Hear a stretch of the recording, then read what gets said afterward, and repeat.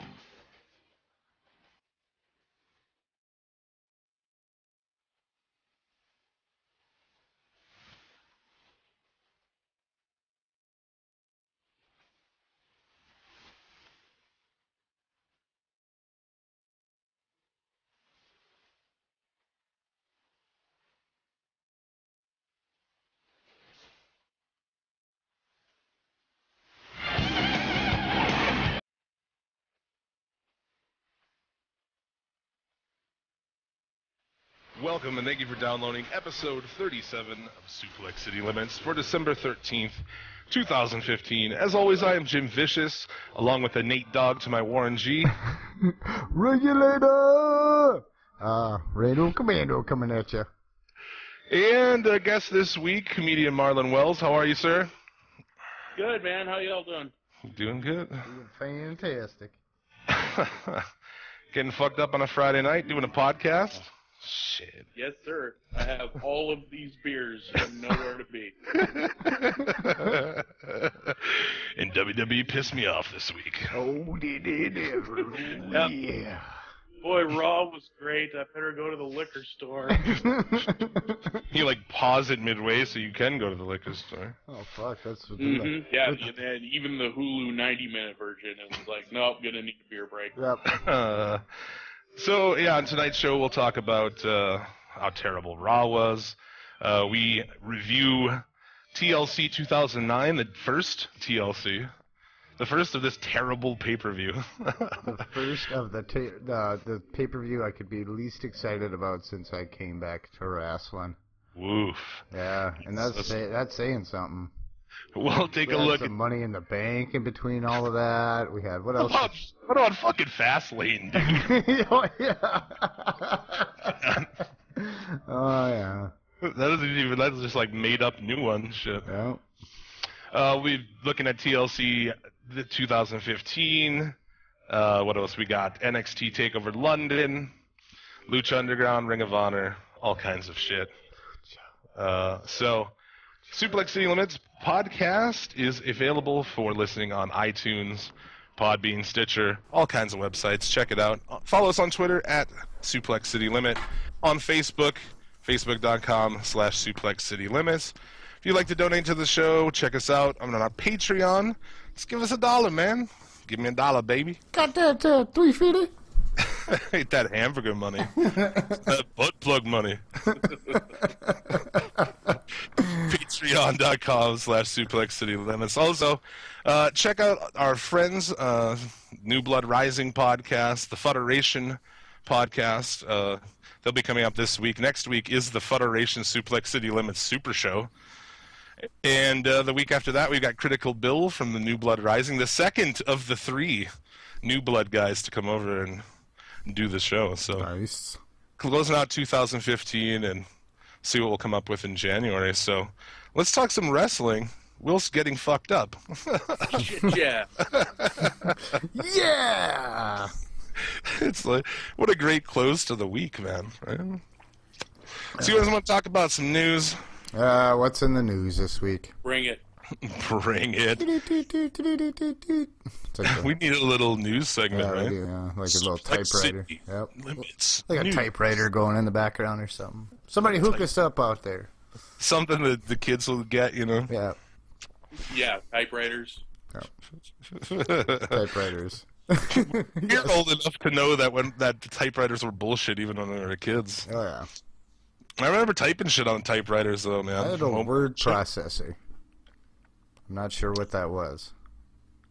Yeah. Yeah. We played the Oregon Trail on that bitch. No, it had this little tiny itty bitty screen. Rando Commando died of malaria. Every fucking time. Someone always dies of malaria. Yeah. I don't know that I ever made it to Oregon. You can't ford the river. Just pay for the ferry every time. Yep. Never. Yep. Does the ferry ever end in calamity or no? No, the ferry always gets you across safe every time. Fording the river is the roll of the dice. Oh yeah, that's if you're feeling froggy. You really get at that fording the river. Did anybody really ever go? All I remember of the Oregon Trail is like the first stop you go, and I just hunt and kill like Yep. fucking hundreds of bears for no reason. Stop at the first town. Just ammo. NSC. Yep. Yep, just every buffalo. It's really a historical reenactment. It's shocking. Just like wipe out buffalo, just like Yep. just like real life. Yep. Squirrels. I think you can shoot squirrels or what? Yeah, I don't know. I said bears, but I don't think it is bear. I think it's buffalo and squirrel. Yeah, Maybe is it bear? There might be bears in there. Bison. Either way, those white motherfuckers killed them all off. This You know week, what? Hey, speaking of what, you know what song I had in my head all day today? what's that? Kill all the white man. Kill all the white man. I have no idea. I haven't listened to NoFX for a really long time. That's in your head all day. I was in my head all day long today. The one stuck in my brain all day today was DMX's "Where the Hood At," so it's pretty much the same song. The song everybody just heard coming into the show this week, that's the song that's been in my head all day, man. Oh, yeah? Ushida, man. Yeah, I gotta know the Japanese, man. It's fucking great. And then the Jushin Liger. That song's fucking great, man. It is good stuff. I hope that you let that fucker play out for these people for a little while. You want me to? At the time of recording, it is not edited. I can put it on a 4-hour loop. Jesus. No, let's not do that. Okay. Let's not scare them off with weird 80s Japanese pop. Just a little taste. This week in the news, Ric Flair critical of Mick Foley's recent rants about the WWE product. So here's your chance to shit on Flair for the week. Okay. Flair said, the problem I have is Foley is not there. Like, to me, Mick has become a Monday morning quarterback.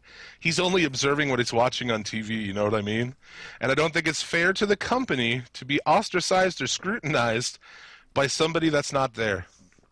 So if you're watching this on TV, fuck you. You do not have room to have an opinion in the eyes of Ric Flair.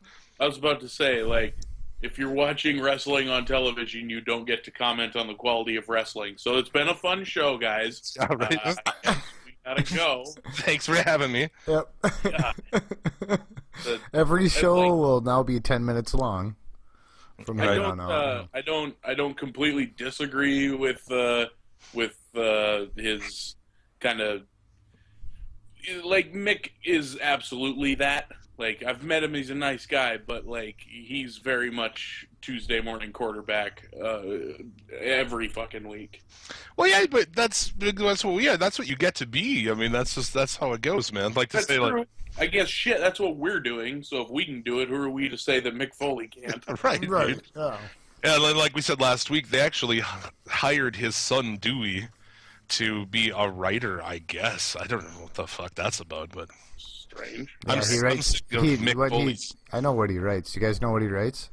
He writes down everybody's coffee order. Yeah, pretty much, right? Yeah, exactly. Vince McMahon probably doesn't even drink coffee. Well, I bet Vince is on some coffee. I could see him being a caffeine fiend. People say he only sleeps like 4 hours a day. Because of all the fucking coffee. Probably.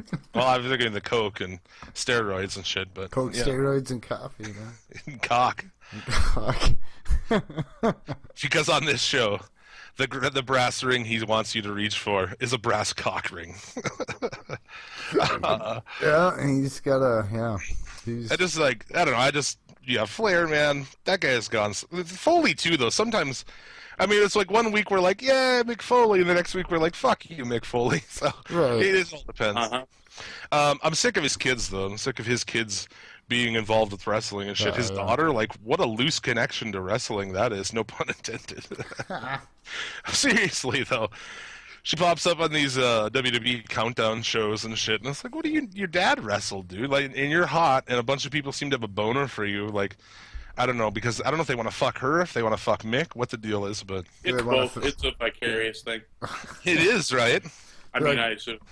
If I fuck her, then it's like I fucked Mick. Yeah, and her. Yeah, and her. Exactly. I don't know how that chick came from that guy's genes, but because I don't find his wife particularly attractive, so I'm not really sure where that came from. But I hate that guy's wife too, by the way. Mick Foley, the third inductee into the Suplex City. Yeah, I was like, holy cow! I was just Fuck thinking your wife, that. fuck your kids. By the way, here's welcome. But fuck everything else in your life. I was like, holy, you're fucking going to town on him. No, you're being dude. being pretty brash with a member of the most prestigious Hall of Fame in all of podcasting. That's true, but in Beyond the Mat, his wife just pisses me off in that movie, dude.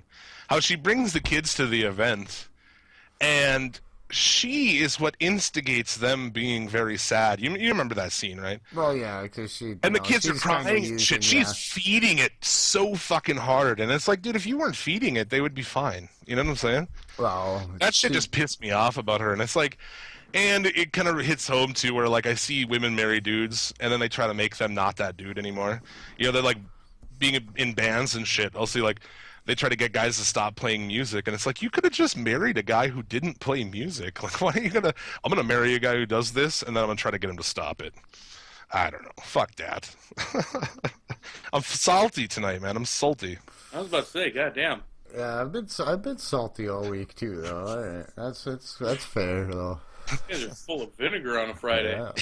Goddamn. That's how we roll. Action-packed action going on over here. Action-packed action. A family got booted from the SmackDown tapings for calling Roman Reigns the N-word.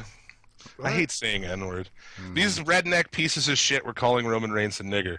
Okay? Let's just get down to it. Ridiculous, dude. And, like, in Florida, no less, I'm surprised, and I applaud the crowd, that the whole crowd was like, fuck you, and got all these people kicked out. How crazy is that, to yell that at somebody in a public place when you're surrounded by at least 500 people at a SmackDown taping? At least 500. Dude, first off, the guy, I mean, I don't know, dude, the guy is fucking Samoan, so I don't know what you're... But children, no less, dude. And people were pissed about it, and then the mother, you know, she got into it involved too, so... but yeah, the boys continued to shout the word as Roman made his way to the ring. And yeah, other people in attendance spoke up, and the mother didn't respond well. She started accusing people of taking pictures of her kids. What? Yeah, well, people do that shit. You see that online all the time. Don't take pictures of my kids. Yeah, you're right, yeah. So yeah, security fucking removed them and threw them out. Rightfully so. I just like, dude, he's not... I mean, he's fucking Samoan for one thing. For two, like, I can't believe... I don't know. I guess we're not going to talk about politics, but the current way it is nowadays, with some of the people who are running for office in this country, it's like, yeah, go ahead. You can do that shit now, I guess, you know? When someone who's running for president is out saying just like crazy racist shit every single day, I guess, that tells other rednecks that they can do that too. I don't know. So It just degrades. I don't know. Yeah, it's ridiculous. Don't get me started on that toupee Fucking and wearing monsters. fuck. People are the worst. People are the worst people. People are the worst people. The worst animal on the planet. They are, man. They certainly are. We certainly are. I mean, we're no angels either, but I mean, yeah. Anyhow. You don't yell racial slurs at people. No. I give everybody a chance.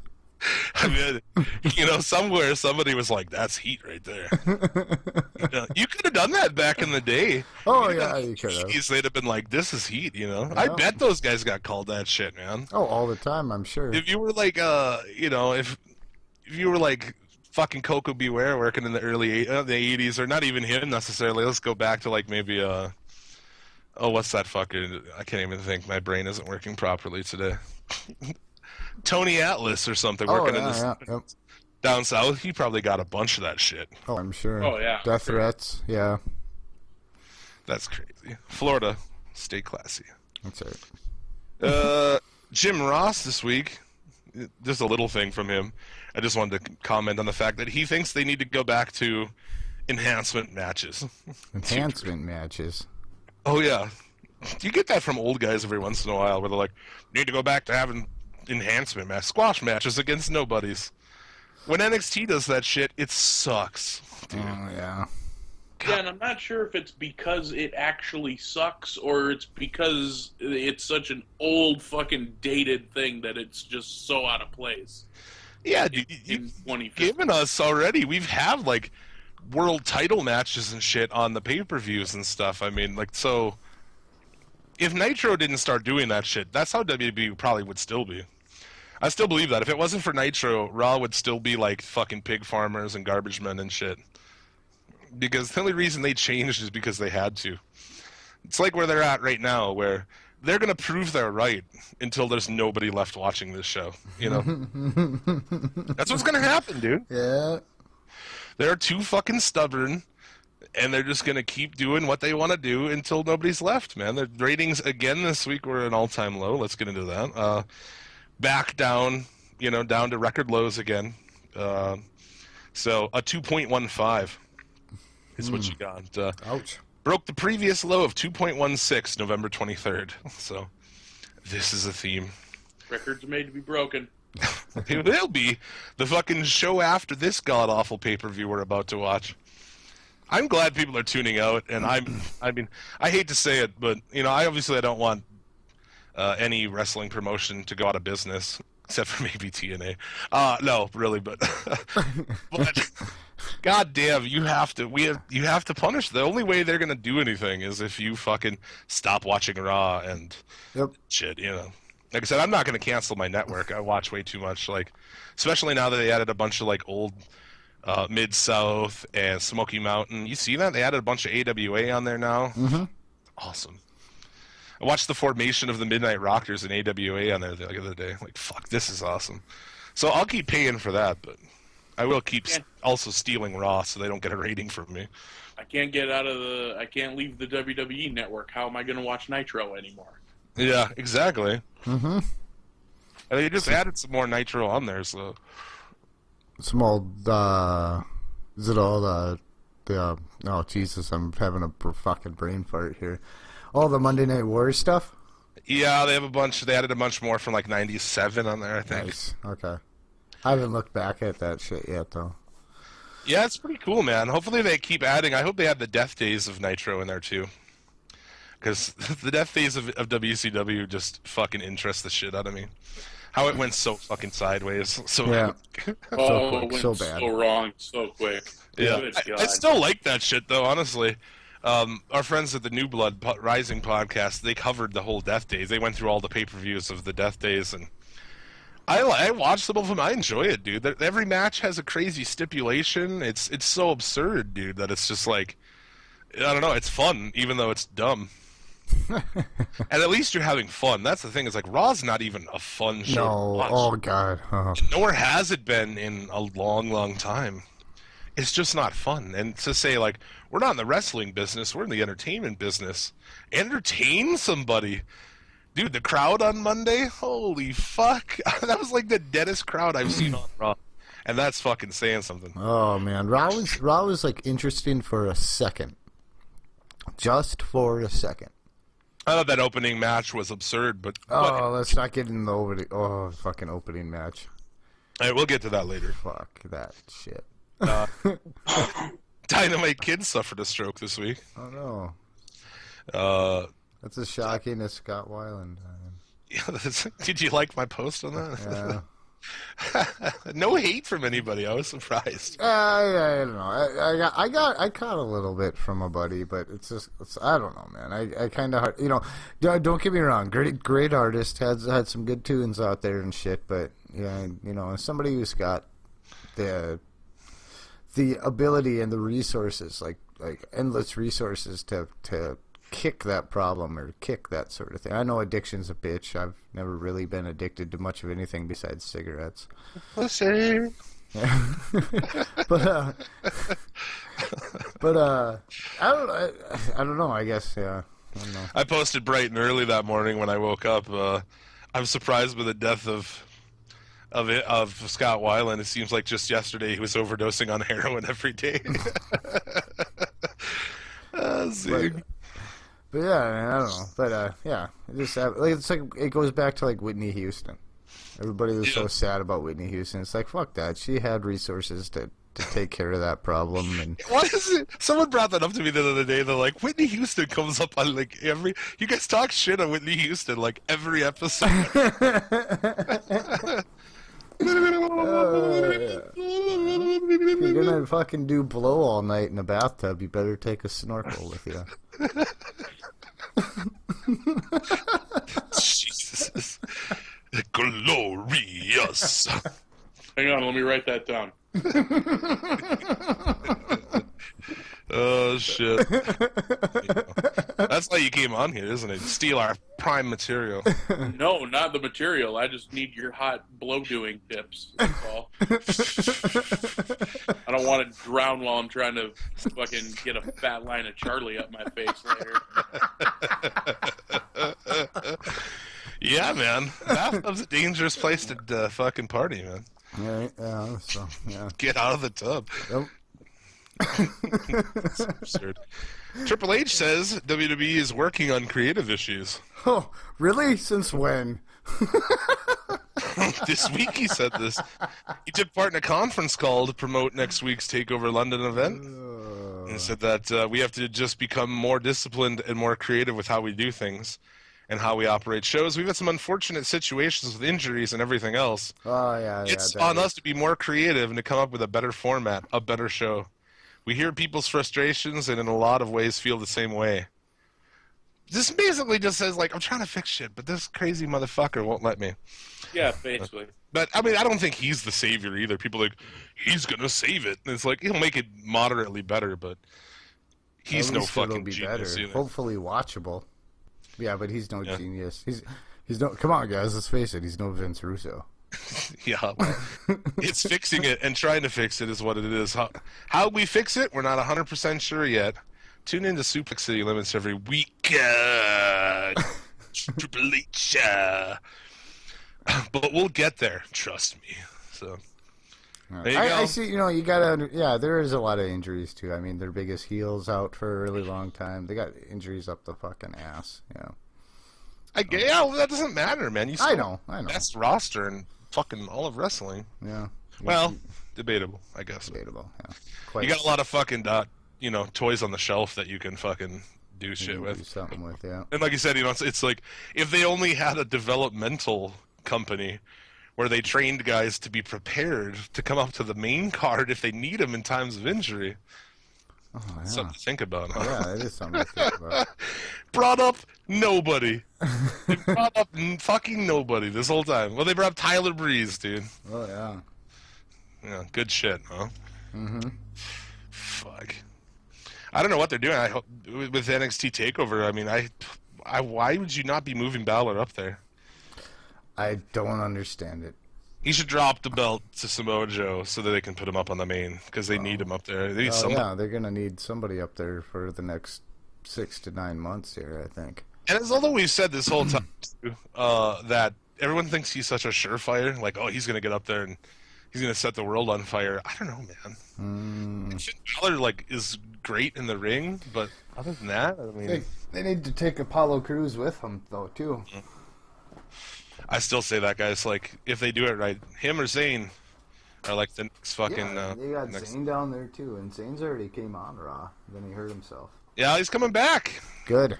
He will not be on the live takeover event, but he will be wrestling. You know, before that, and they'll be filming that for next week's NXT show. So I thought it was really weird to not debut him back on this show, but I don't know. I would have just surprise returned him straight to the main card. Mm-hmm. You know, I don't know what's going on. Comes back straight to the main card into a feud with Owens. Right. Yeah, I was just gonna say that. Yep. But you know, get people interested again, and then who knows how long? But one pay-per-view, 2 pay-per-view for that feud. I'd like to see the blow off at Mania for it, but maybe that's what they're doing. Starts at the Rumble, goes to Mania. Going back to Balor, I think he's going to do just fine up there, and they have to just be seeing money with him. Like, you bring him up to the main roster, you have him do the Jeff Hardy bit, and then, like, you give him 2 new face paints a year with corresponding armbands and T-shirts to sell. They got to be just seeing money with Finn Balor. Right. Only thing I worry about with him is his promos and his mic skills. Little lame on the mic skills, if you. Yeah, he doesn't have a lot of charisma to him. Yeah, you know? He is fantastic in the ring. Yeah, absolutely. Right. But I always thought, like, we said it a million times on here. I always thought he should have had more of a Bruce Wayne, Batman sort of thing happening, where like when he is just talking, he's in a fucking suit. He's very calm, like he is his personality. And then every time he wrestles, he's the demon, you know, and does not speak as the demon. That would have been more what I would have done with it, but I don't want to see it every week. I like the just break it out for special occasions kind of thing. Yeah, I guess. Well, if he comes out in a fucking leather jacket and shit, like as Finn Balor, it's like he looks more like Disco Inferno, I think, when he comes out. You know who he looks like? Alex, right? You're fucking right. That's what he looks like. Yeah, he looks exactly like fucking Das Wonder Kid, dude. Fucking Berlin. The fucking leather jacket and the little skivvies, man. Yep. They should give him that Das Wonder Kid song. Yep, absolutely. Techno dance, he can Techno dance. number 3 or whatever the fuck. You know, at WCW, every song was like, that was like, you know, rock and roll number 2 and shit, you know. Yep. Reggae number 5 on a Casio and shit. Just generic music beds from they fucking did radio station's production library. Pretty much, WCW didn't put near into the music as, you know, as WWE did. But no, outside of Rap is Crap, they really didn't do anything noteworthy. Rap is Crap. Macho Man towards the end did have that fucking badass "What Up Mach" song. I own that rap album. Oh well, no, that song's not on there. No, the Be a Man whole. Yeah, that's a good one. It's a different thing, but I forgot about What Up Mach. The What Up Mach, it's a heavy ass song, man. It's sweet. It was on that I had back in the day, the WCW Mayhem album. Oh yeah, I had that. That also had Rap is Crap on it. Yeah. Yep. And it had a couple of other they had a couple of sweet rap songs on there, but no less. Yeah, music was not their strong suit. They gotta get somebody up there because it's just fucking terrible. I was like, who the fuck's gonna be in this show now? Yeah, that's exactly what I was thinking. What are they gonna do with the rest of this show? I'm like, what, Ryback? And like, I was going through my head like, who the fuck do they have left? Yeah, there was a Ryback match too, wasn't there? Oh yeah, We'll get to that. We'll get to that. It hurts so much. It's coming back. It's coming back. A fan attacked Del Rio in Puerto Rico. Had a indie show down there. That whatever World Wrestling Council. What are that group that they work with down there? Okay. A guy he went toward the crowd. A guy just grabbed him and started fucking wailing on him, man.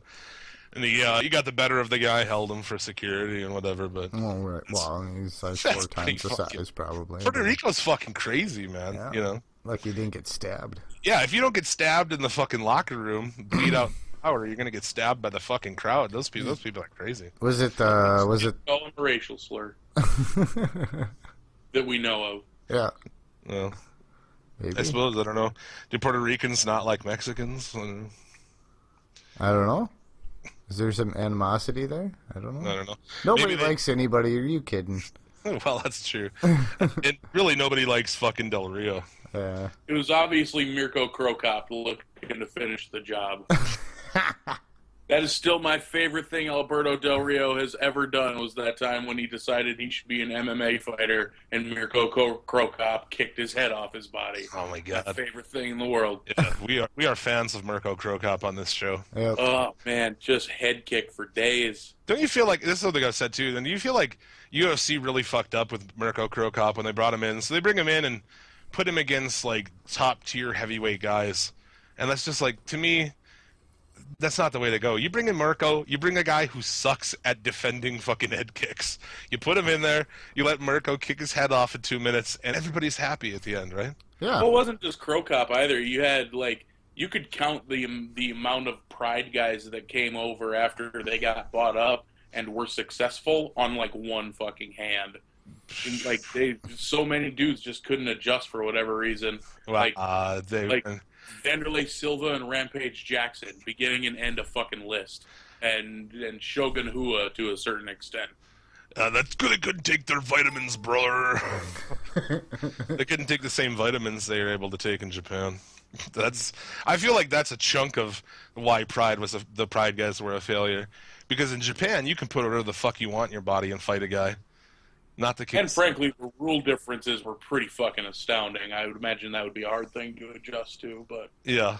Oh, dude. Pride was, like, too fucking far. Oh, it was great. The It was just far enough. Stomps on the head on the ground? Holy fuck, man. Yeah, kicking the head of a downed opponent, totally legal. What are you people doing? What are you doing? And Pride also ran that one show toward the end. They ran that show in America in Vegas, and they had that, like, just crazy fucking tournament going on with, like, Jose Canseco was in there and just shit. Just love that, like, Japanese fucking, sideshow kind of fighting, like a sumo guy versus a tiny guy and shit. Like, like UFC 8 had. They really embraced, like, kind of the extravagance that the UFC didn't at the time, like the big intros and the fucking crazy announcer. Like, they embraced that a little bit before the UFC did. It always made it more fun to watch for me. I don't know if the UFC really does. They're very the same. You watch how the UFC is presented today, it's exactly how it was presented fucking 15 years ago. Yeah, other than bigger crowds, it's pretty much the same. And it's still to this day, am I wrong, where it goes, and to the tail of the tape, boom, boom, boom, boom, boom, boom, the same fucking songs and shit, man. The same song opens every UFC card for, like, the last fucking 5-10 years, man. And you still have Mike Goldberg staring deeply into Joe Rogan's eyes. Yeah. Like, if you watch Aldo McGregor tomorrow, like, just watch how Goldberg stares at Rogan. Oh, he does, man. Yeah. Oh.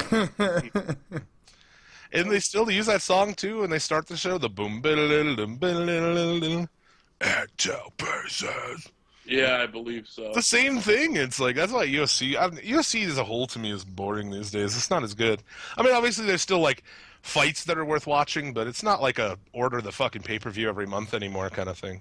Because I still go. I go out to watch them, but I go out more often than I don't. Yeah, I'm still on board.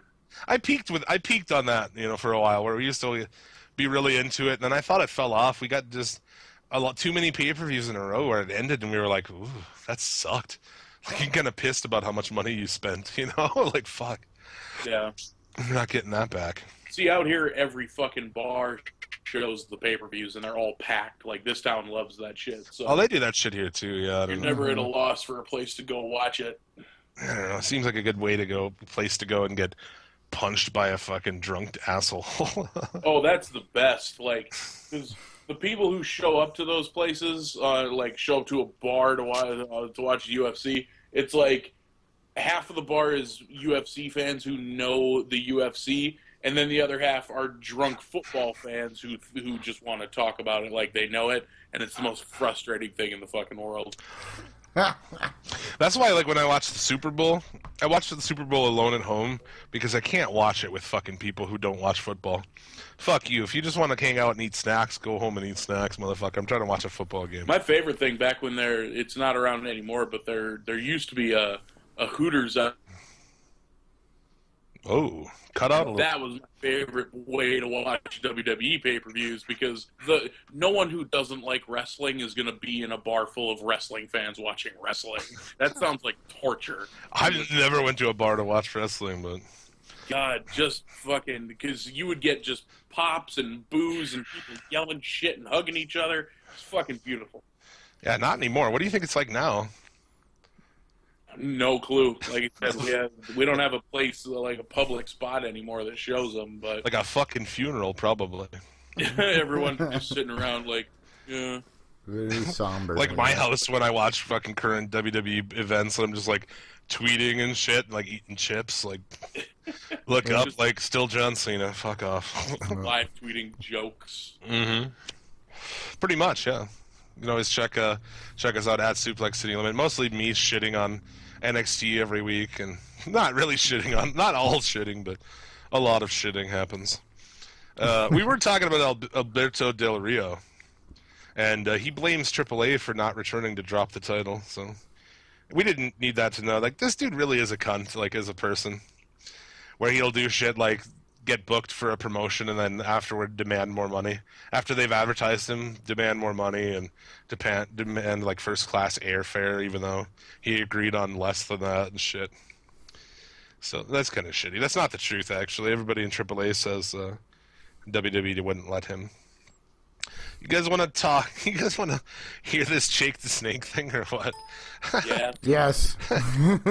Jake the Snake this week cut a promo, I guess, on Bray Wyatt. It was up for like 5 minutes tops.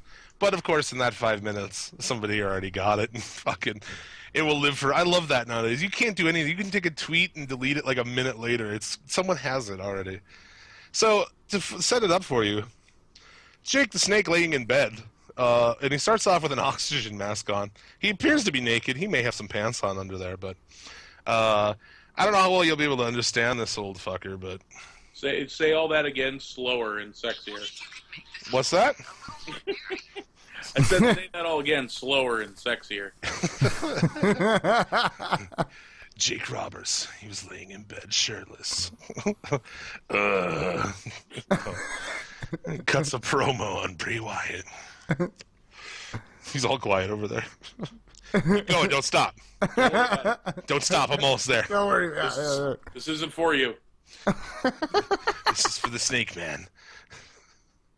Here you go, see if you can get a piece of this, man.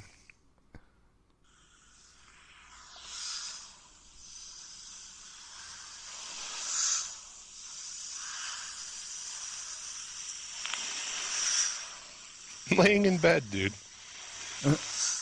With an oxygen mask on. It's like a CPAP machine, actually. Is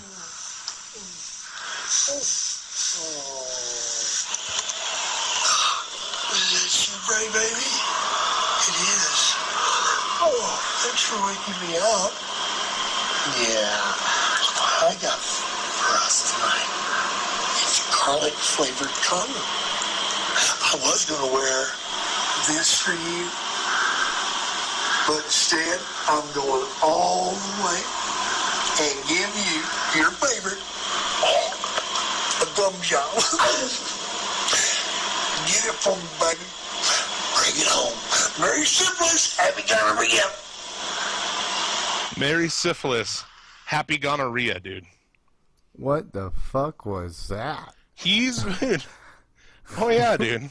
He says he's got garlic-flavored condoms for him and Bray tonight, before pointing to an outfit he was planning to wear, which looks like basically like a jock strap with, like, I don't know, a tail on it, maybe? a raccoon tail.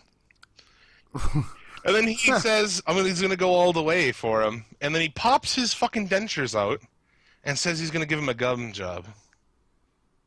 Whoa. In other news, Jake the Snake Roberts is back on drugs. Man, yoga people are weird. Dude, what the fuck is supposed to occur here? Holy shit. It's on so many levels, it is so fucked up, man.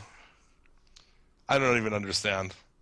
And, like, Jake's always had a thing with Bray Wyatt, where he liked him, and he liked his character, and, you know, thought he could help him, and he did give him advice different times and shit.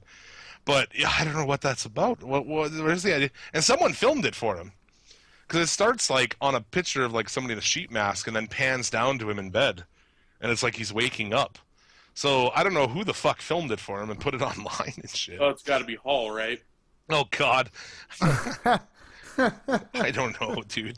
I think even Scott Hall would be like, that's a fucking bad idea. Oh, really? You think Scott Hall thinks anything's a bad idea? Hey, yo. Yeah. I got an idea, yo. Garlic-flavored condoms, man. I don't know. Could you think, let's think of, quick, spitball, worst flavors of condoms, go. Shit flavor, I guess, right? That would be pretty bad. Garlic got to be right up there. Brussels sprouts, probably not great. I'm going to say liver and onions can't... Yeah, cream corn, maybe. Oh, yeah. Oh, I don't know. I think I'd probably put a cream corn condom in my mouth. I'm chewing on one now, son. That makes cream corn on the cob, right? That's... Ooh, I hate myself. Yeah. Dick-flavored condoms, maybe? Black licorice? Black licorice. It really depends, like, where that you're pulling that thing out of, you know? Black licorice out of a vagina? Okay, maybe. Black licorice out of a butt, though? It's like the butt puts a whole different spin on it. I think anything out of a butt puts a whole different spin on it. Well, there you go. There's some flavors worse than garlic, I guess. Or at least as bad as garlic. Lutefisk, maybe, huh? Oh, gross. If you don't know what that is, look it up. Right now, some dude in Scandinavia listening is like, yeah. While eating lutefisk? Probably, because it's... Dicks. Could be. Daniel Bryan says his WWE career may be over. That's fine. Wow! Oh, shit. We like Daniel Bryan on this show. Yeah, I was just coming around on him when he broke his neck again. Yeah, I don't know. I mean, it kind of sounds like the way he said it. I think it could be the end of my career in WWE, but I don't think it will be the end of my career. Take that any way you like, I guess. They offered him a job at NXT. He hasn't taken it, so... I hope he gets out of his contract and fucking goes somewhere else and wrestles. Yeah. Lucha? Dude, I don't... Japan? There's some matches that we need to fucking have happen here yet, so... Let's get him going, dude. I don't know. Unless he's actually too hurt to do it, but it sounds like right now, his doctors are saying he's good to go. WWE's doctor is saying no. And a lot of people, the rumor, I guess, backstage is that they don't want to bring him back because it will fucking derail their Roman Reigns shit again. Oh, yeah. Okay. You bring Daniel Bryan back, that's going to, I mean, not that there's anything going with Roman Reigns. Like, I can't believe, it's like they're still trying and it's amazing. We've watched this for a year now. Yep, we sure have. A year's worth of trying to push this guy, and it's just, he's less over now than he was 6 months ago. He's got no shot of ever. The crowd is not going to cheer that guy winning a belt. It's been proven. You tried it fucking 3 weeks ago. Mm-hmm. The crowd sat on their hands and then popped when a fucking dumbass, everybody hates Sheamus, comes out and beats him. Like, he's vaguely over on Raw this past week, unless it was some after editing on the Hulu version, which is totally fucking possible. Oh, I don't think he was over at all, really. Like, the trick is you just have to put him up against a fucking just void of personality like Sheamus. Easy. When he does get a pop, it's because fucking Dean Ambrose is standing right next to him, dude. Yeah, That's what I gathered in that match. Ambrose does something, the crowd's like, yay! Reigns does something, they're just like, eh. He's getting booed and heckled the whole time he's trying to fucking shit. Just strap the rocket onto Dean. That's all I want. Yeah. Yeah, no shit. Dude, he was so fucking over when he... I don't know what pay-per-view that was offhand, but him and Seth Rollins' ladder match. Why? Money in the Bank? Yeah, I believe it was Money in the Bank. He was so fucking over. Mm-hmm. Was that Money in the Bank? It was one of them around that time. I think so. Isn't that the one where they did the finish where they both came down with the belt? Right, okay. Yeah. Yeah. They did the NFL replay. Right, yeah. That went over so well the first time. Dude, right there was their shot, man. He was at his peak. And that's the thing is, like, you watch people get hot and fall off all the time. Sasha Banks is another prime example where she came to the main card off that NXT shit so hot, and they've done nothing with it, and it's fucked. Yep. It still hasn't faded completely, but... No, people still call for Sasha. This week they did. It's like... She is amazing. Like, of all the people they've misused, like, that is right towards the top of my list of, like, terrible. How could you fuck that up so bad? Dude, that's the thing. She's the most over and one of the best in the ring, and yet we're watching Charlotte and Paige, and we'll get to that more in Raw. I keep kind of dipping my toe into the shit pool of Raw. We'll get back. Is it warm enough yet? Nope, not yet. Fuck Raw. They have that December 19th event at the Forum in near Los Angeles. Is being considered a huge disappointment in terms of ticket sales. The event, which features Brock Lesnar as one of the main attractions, has sold under 5,000 tickets. Ooh. That's a little salty. Yeah. Lesnar is not the draw he was, I don't think, like earlier this year or last year. No. At this point, like I've never along this way am I excited to see Lesnar, because every match he's in is shit, pretty much.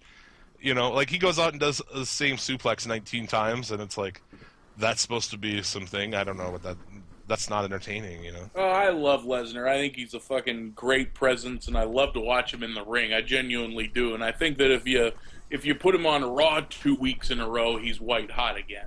Yeah. Like, he's just been gone too long. Like, they don't even mention his name. Heyman's nowhere to be seen. Right, yep. Like, you get him on Raw for 10 minutes over the course of 2 weeks, and he's hot as shit again. Yeah, so, I mean, they're bringing him in to do house shows and shit. That's how bad they're hurting, so... That December 19th show is just a house show, I think. Yeah, he's the one thing that brings some, you know, that's brings some legitimacy to WWE. Yeah, but there's no match none of the matches they've booked for him have been interesting thus far. I feel like, you know, I don't know why I keep thinking it. Samoa Joe and him would be something. Him and another fucking big, solid guy having a fucking actual wrestling match, man. Like, that's the thing for me. Like, Lesnar's been back here. There's not any real wrestling matches in there. Not like a bust-ass awesome match, you know? Like a match you go, that's a 4-star match. You know, they're always like, he just slams the other guy around the whole time. I mean, the most entertaining one, scary to think, was that the second match with Undertaker recently. That was, like, somewhat decent. I loved Taker Lesnar 3 at the Hell in a Cell. I loved that match. That was a good one. The one before that was not good, though. Right. Like, the tearing up of the ring, that was well done. Everybody just blood everywhere, just not giving a shit. Like, those two put on a fucking banger. Yeah, Lesnar shoot, like, throwing a fucking medic out of the ring. Yep. Like, I don't need to see those two wrestle again anymore, but man, that was fantastic. I enjoyed that a lot. Yeah, I'd like to see Lesnar with somebody who's another big guy who can hang with him. And they don't really have anybody now. Joe, I mean, is kind of it. Owens would be cool too. Owens, yeah. I want to see. He's pushing for Mania, yeah. I want to see Owens and Zayn again, though. I want more of that. But I want to see Owens and anybody. Just have Owens, not Ryback. have Owens wrestle for 3 hours a week every Raw. Just make it Monday Night Owens. I'll be happy. I'm glad he's going to be finally back in a, him and Ambrose this week should be good, man. I'm actually, because that whole thing with him and Ryback was shit. Because Ryback can make anybody. It doesn't matter who you put against him. It's going to be a mediocre match. Yep. Owens and big fuck. Owens and Ziggy put on a solid one on Raw. That was the highlight of Raw. That match went for a long fucking time. Yeah, it did. It's obvious that they're like, I don't know what to do. Just go out there and fucking wrestle for 25 minutes. What a fucking novel thought. It was a good match, though. That's true. I mean, at this point, Ziggler is so just, like, good in ring, but is, like, I don't know what his gimmick's supposed to be. And what did Steve say this week about watching Dolph Ziggler?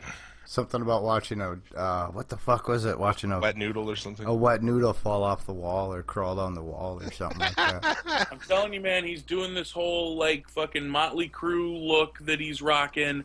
You just put him with Heath Slater, you bill him as the New Rockers, and then you just print money. Holy shit. I don't know. That's what you do. That's quite the statement. I don't know. I like it. I like out-of-the-box thinking. Didn't they try the New Rockers thing way back when? Yeah, with Marty Jannetty and fucking Al Snow. Oh, yeah, okay. When he was, Leaf Cassidy. Leaf Cassidy. Yeah. Terrible. The New Rockers. So yeah, that already. I get the.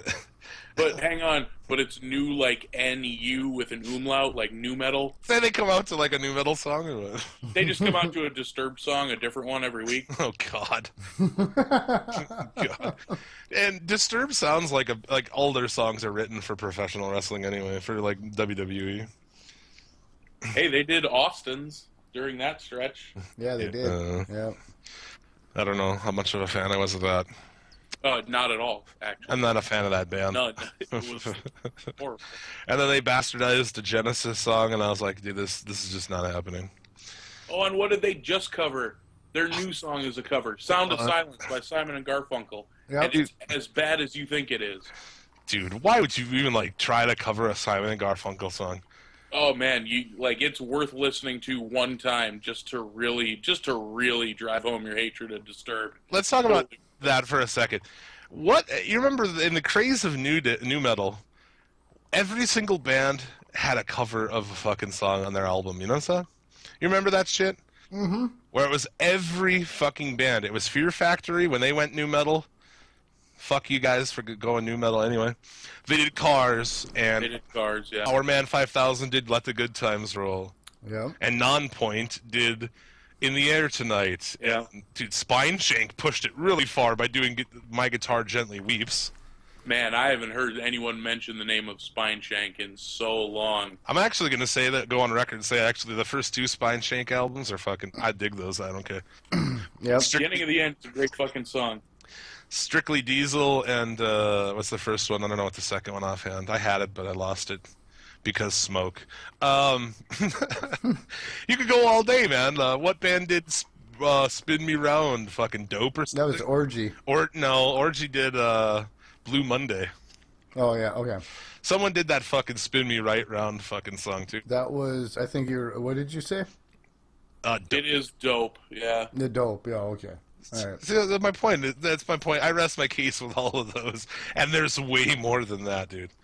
Oh, absolutely, yeah. I'm cool with covers. I like a good cover song, but yeah, there certainly were a lot of them.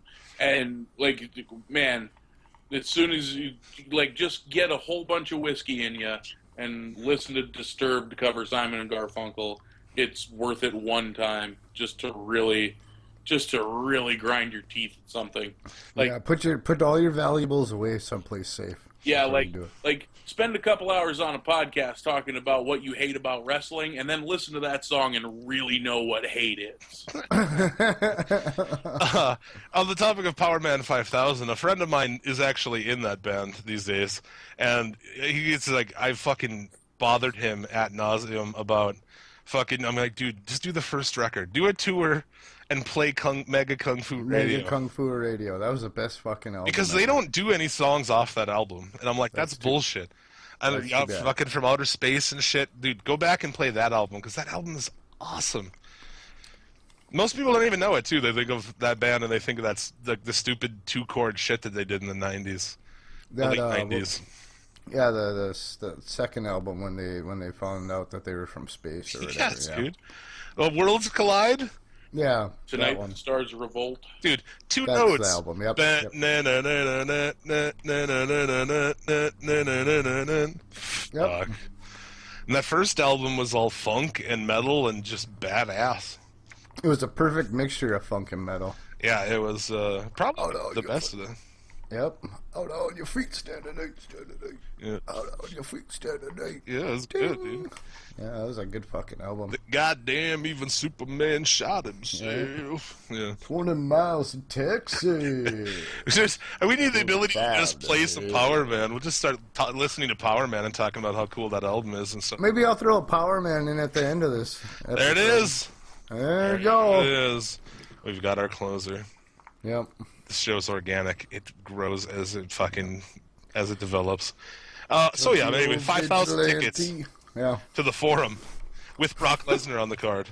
Oh, we were talking about that 20 minutes ago. Well, that's what we were talking about. That's what we do on this show. Before we talked about all that other shit. I don't know. Rey Mysterio suffered a knee injury. Go figure. That's too bad, but he has signed with Lucha. Did that happen? That happened. Well, I was going to send you the link so the what other good day. does that do us? Well, maybe he got some taping in before it happened. I guess. Just his presence would be cool, I think. Yeah, his presence would be cool, but it'd be way cooler if he was fucking wrestling. Yeah, but they got talent to fill that roster. This week, Lucha Underground announced the debut with just the logo of the Luchador mask in flames and a giant January 27th on it. So, yep. And then complicated. Just get to the point. Just here you go. Yep. And then in other news, 2 seconds after I saw that, I had an erection. Oh, dude. I can't wait for Lucha Underground to come back. I am fucking so excited. Oh, I know. It's been a very long Easily, months. In my opinion, some of the best shit that's in wrestling history is that season 1 of Lucha Underground. Like I said, even if it ended there and it was this fucking experiment that just never took off, it's like at least you'd had 40 episodes of some of the most interesting shit. And dude, more importantly, wrestling for adults, dude. Yeah. Isn't it nice to have a fucking little chunk of wrestling that's like, oh, this is for people who have fucking, all I ask for hair on their is balls. Instead of just an hour, just give me an hour and a half. It doesn't have to be 2 hours. It is a cock tease at an hour. Yeah, it is just a cock. Give me just another half hour and I'll be satisfied. Hopefully there'll be some kind of announcement on, Netflix or I would love Netflix because I have Netflix, but even if it's a Blu-ray, I'd buy the fucking first season on Blu-ray, dude. Oh, a collection of the first season? Yeah, Glad absolutely. to buy that. And then I would make copies of it and hand them out to everybody I see. You need to watch this. Everybody in the world needs to watch this. You know why we would do that? Because you stood us up, Krista Joseph. That's right. God damn it. Because you agreed to be on the podcast, and we advertised it, and then you no-showed us. So we're going to give your shit away for free. Yeah. No, I'm just kidding, by the way. We're big fans. please come on our show still. Yeah, please. Please? Sorry. Yeah. Sorry. I'm trying. I'm out there hitting the digital pavement, dude. One of these days I am going to land an obscure guest, man. I thought I was really close on somebody who worked in WCW for quite a few years. I was so close, dude. Just wait. You may have a chance with that yet. Well, we're not going to say nothing. Keep working at that one. Got a retweet from fucking Jim Cornette this week. That was pretty badass. Saw that. Yep. Jim Cornette, man. Love it. Inductee number 4? Yeah. He was early. Probably 7 or something. Okay. Into the Hall of Fame. First manager. This week, even though I disagree with him, I will love listening. He went off on that Joey Ryan shit this week. He hates it. Yeah. Of fucking course he does. Well, yeah. And I don't, and I love Jim, and and I understand that his views are going to be different than my views, considering his age and his everything. So, but even that, I liked that, and I disagreed with him, but I fucking laughed my ass off listening to him talk shit on it. It's just like that guy's podcast is amazing, and it's like 25% wrestling at this point. It's like mostly politics, and it's fucking great, dude. Oh, Jim Cornette. Come on. I could just listen to him talk about anything, actually. Like, if you could go online and pay $50 for him to cut a promo on you, you would do that, right? I feel like three times a day, yeah. Absolutely, yeah. I would love to hear Jim Cornette. You fat motherfucker. Jim Cornette just told me a fat fuck. That's awesome. I mean, there's, I guess that's about all I got for the news this week. I forgot Mark Tank last week. You want to do Mark Tank real quick? Yeah, let's go. Yay, let's do it, yeah. So, I like Mark Tank. Mark Tank's fun. Everyone's favorite podcast. Yeah, let me see here. Let me just get my shit here real quick. I'm not exactly prepared. No? All right, we're good. Okay. So, this thread was people talking about Goldust and how Goldust should have another championship run. Which I mean, you can weigh in however you want on that. I just think it's it's great.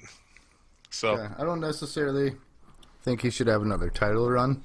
Just another good feud. Yeah. And then no title run. Just another good feud before he goes Here's away. what I want: an actual resolution to the him and Cody storyline. Yeah. We haven't fucking gotten to that yet. Not that we're asking too much. Just some entertaining wrestling is all. That's all. Yeah. Let me see. I thought I had new shit, man. Maybe not. I don't know. I thought I had really... I'm looking back on them, I'm like, No, nothing really good. I don't know. People saying that he should win Money in the Bank and shit like that, dude. No. I don't agree with that, no. Here's Joshua Hendershot. He's one of the few guys I'd like to see get one run before it's over. R-Truth is another. And let's be honest, it's not like it would make the world title picture any worse. Yes, it fucking would. Also, Truth had his shot. He did that whole thing where he beat up Johnny Mundo and was smoking, and then just lost his mind for like 4 months where he was in main events. We tried that. Someone says here, Brandon Quillen says, yes, Kane too. Yeah, dude. A Kane world title run, that's what we need, right? One last go. Of course. Yeah. Cody Short says, it won't happen because WWE is ignorant. What that means, dude. Adam Cassell says he deserves a short run, at least in my opinion. During the Attitude Era, Goldust was a unique, maybe even more than some of the biggest stars out there. Come on, dude. Yeah. He's just Goldust. Yeah, there's a lot. He was more interesting long before the Attitude Era. Yeah, I just think it's interesting, man. I guess some of those are absurd, but that one that we had that week, man, I got to find better Mark Tank. If you have Mark Tank submissions, dude, hit us up on Twitter at Yeah. Take screenshots of people, saying fucking absurd, dumb shit, and send it to us, and we will use it on the show. How about that? We will make the letters you type into your keyboard words out loud, audible words. Slightly audible words, depending on how intoxicated we get. Friday podcasts are, when we do the Saturday ones, it's like Saturday afternoon. There's a very little chance that you're going to be real fucking out of it. But Friday nights, man. All bets are off on Friday night podcast. So let's talk about Raw. And before we do, let's just say that there was tons of fans leaving Raw before the main event. There was tons of fans almost changing the channel during the first fucking match. You could see tons of it. Like, you could see empty seats clearly during that main event thing. I wasn't even really a main event. Just Robot Reigns and fucking Sheamus. Dude, Robot Reigns at his worst. Oh my god. We'll get to it. So, Raw. What did you guys? What are you? Some general comments or what? Nah, like Owens and Ziggler put on a good match. That opening 16-man clusterfuck was just that. I was outrageous. I was absolutely fucking outrageous. I bitch about 6-man tag tip matches all the fucking time. All I could think about was Rando. Oh my god, his head is floating right now. Yeah, it's like, so then Raw starts and it's like, hey, you got the fucking, the Nation of Desperation out there. Yeah, the League of Ordinary League of Jobbermen. Nations. The Jobbermen, yeah.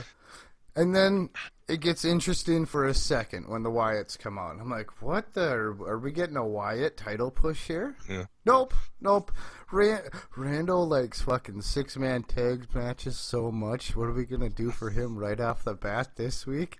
Oh, you're 16, motherfucker. Last week was that 11 on fucking 7? Or whatever the fuck it was? 11 on 8? Is that what it was last week? Yeah, 11 on 8 or some dumb shit like that. That wasn't 11. It was 7 on 4 last week. That's what it was. A 7 on 4, man. And when they come out with this fucking 16-man tag. Oh, shit. I was bitching that whole fucking match. And that match was like 45 fucking minutes long, dude. They went to like 4 commercial breaks. Better than 25-minute authority promo to open the show. Well, you can't really argue that. I thought it was mildly entertaining. I was like, oh, okay. But, I mean, it was obvious they put their main event right away to try to... Because they have decent rated, like, viewers in the beginning, and that's the thing. That proves your show is shit when people just drop out as it goes. The third hour is always the death area. I don't think that... They're showing up to watch. You are just losing them. Yeah. Yep. Pretty much. I think Raw is too long. I think Raw should be 2 hours. Oh, everybody says that, but it's not going to happen. They make too much ad money. Yep. Yeah, you're right. Yep. And like we said last week, it was like, you know, that New York Post article even saying, like, are they down for the count? Because everyone's so shit on their product, but it's like their stocks are up, and that's all they care about.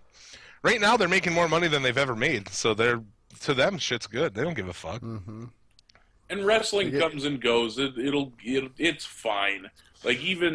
Like I'm more optimistic than most wrestling fans, especially ones on the internet. Doesn't take much. Even when it's bad, it's still fine. It's still fucking wrestling. If you don't have the rope around your neck standing on a stool, you're more optimistic than most fucking internet wrestling fans. But there's still, that's the thing, is like right now, while WWE is shit, there's all kinds of other awesome shit out there that's available to watch. Like our friends' Fully Loaded Wrestling show, Fully Loaded TV on YouTube. Check that out. And like even WCWC, you know, they do a weekly hour show on YouTube that's fun as shit to watch. There's good stuff out there. Lucha's coming back. Ring of Honor's awesome. Pretty much everything is really good in wrestling except for WWE, which is interesting. Yeah, you'd think it would be, since they're, you know, unlimited resources. That's the thing that really pisses me off about it, is they've got the most money, they can get pretty much any talent they want to get. They just don't know what to do with it, man. Kill it. Kill egos. That's all they're fucking doing. It is bad. Raw was fucking brutal, man. Yeah, it was. I didn't... Dude, again, Adam Rose, man, just the continued... You know, okay, no. I'm going to have to disagree with you on this. That has potential. No. I think the Adam Rose thing has a bit of potential if they do it right. I think that I didn't really mind that. I was like, okay, you know, I wasn't like, oh, that sucked. I was like, all right, he had a couple of good wisecracks in that. But I if they do that right, I think that could be something. Well, I disagree with you there. I think it was shit. I think that's shit. And the continued destruction of, like, that guy who's, like, a good guy. You know, when we saw him on that ESPN show, everyone wanted to root him, and they just didn't do anything with it. I think if they try to do, like, more of a little, like where he's a little bit more funny about shit, and then they actually, like, make him legit in the ring, I think they could go somewhere. I'm not talking, like, main event or anything like that, but at least it'd be like a good 20-minute segment for to fill the ring talent and more personality. Yeah, exactly. Like all they need is for this thing they're trying to have be funny. It's like he doesn't have any of those. They're like, if only Roman Reigns could talk and actually wrestle, he'd be awesome. Then we could do something with that. Yeah. Exactly. Okay. I can see where you guys are, but it's a good idea. But yeah, you're right. Okay, you got the wrong person trying to do it. Yeah, and I don't know, Jack Swagger. But that's what they're doing with Del Rio at this point, man. Yeah. Jesus. He a really terrible fake fall over Zeb's. We're gonna break you guys up. You fall over his rascal. Oh, okay, that's real fucking good booking there. Well, Rusev Ryback, double count out, huh? All right. No contest. Oh God, they're doing it again on Sunday too. I can't fucking wait. They just announced, they're gonna be doing that on some kind of a fucking. Oh my God. Oh, man, we need another Randy Orton Sheamus. We need another one of those. Mouth. Shut your goddamn mouth. Shut your fucking whore mouth. That's the only thing that's gonna fix Raw. Versus Cena again. I will bring back Cena for Rusev with Rusev for another fucking 5 months. I will open you like a tauntaun. I will play around with your blood. You shut your fucking mouth. Well done. I'm with you, man. Oh, fuck. Yeah, you get some Sasha Banks, but only with the other ones, Only with Naomi. So they're wasting that. This I didn't think this Lucha Dragons New Day match was good, but I do look forward to the match on Survivor Series. I keep saying Survivor. That was organic, seriously. I just want to say this show was a good build-up to Survivor Series, wasn't it? Yeah, it's what Survivor Series is going to be awesome on Sunday. Wait, that's not what they were trying to go home to? Yeah. They're going home to TLC? Holy shit. Holy shit. Exactly. Although, man. Jack Swagger and Stardust? No. Not good. Braun Strowman, Tommy Dreamer, dude. Those guys wrestled already. That's the thing, I thought I was dude, when I saw those guys wrestling again, Tommy Dreamer wrestled twice on Raw in 2015. Holy fuck, man. The dark days are upon us. I like Tommy Dreamer, but holy shit, man. I will give, I do got to give the E some credit, though. I think it's super cool of them that they let Dreamer wear a House of Hardcore t-shirt on Raw. Pretty impressive. I think that's a pretty cool good guy thing for the E to do. Let him get a little bit of plug in. House of Hardcore is awesome, too. So. Yeah, Vince probably, like you say, Vince is probably blind, couldn't read it, didn't know what it said, just let it go. I think he is blind. He must be. You think so? I don't know. I'm kind of interested to know why he doesn't come out on TV anymore. Last time he was out in front of the crowd was a year or two ago, whatever, and people in the crowd said they thought he was blind because he had people kind of telling him where to go and shit. Oh, really? Yeah, so I don't know. Or maybe just senile? I don't know. Well, maybe. I mean, the show would tell us such.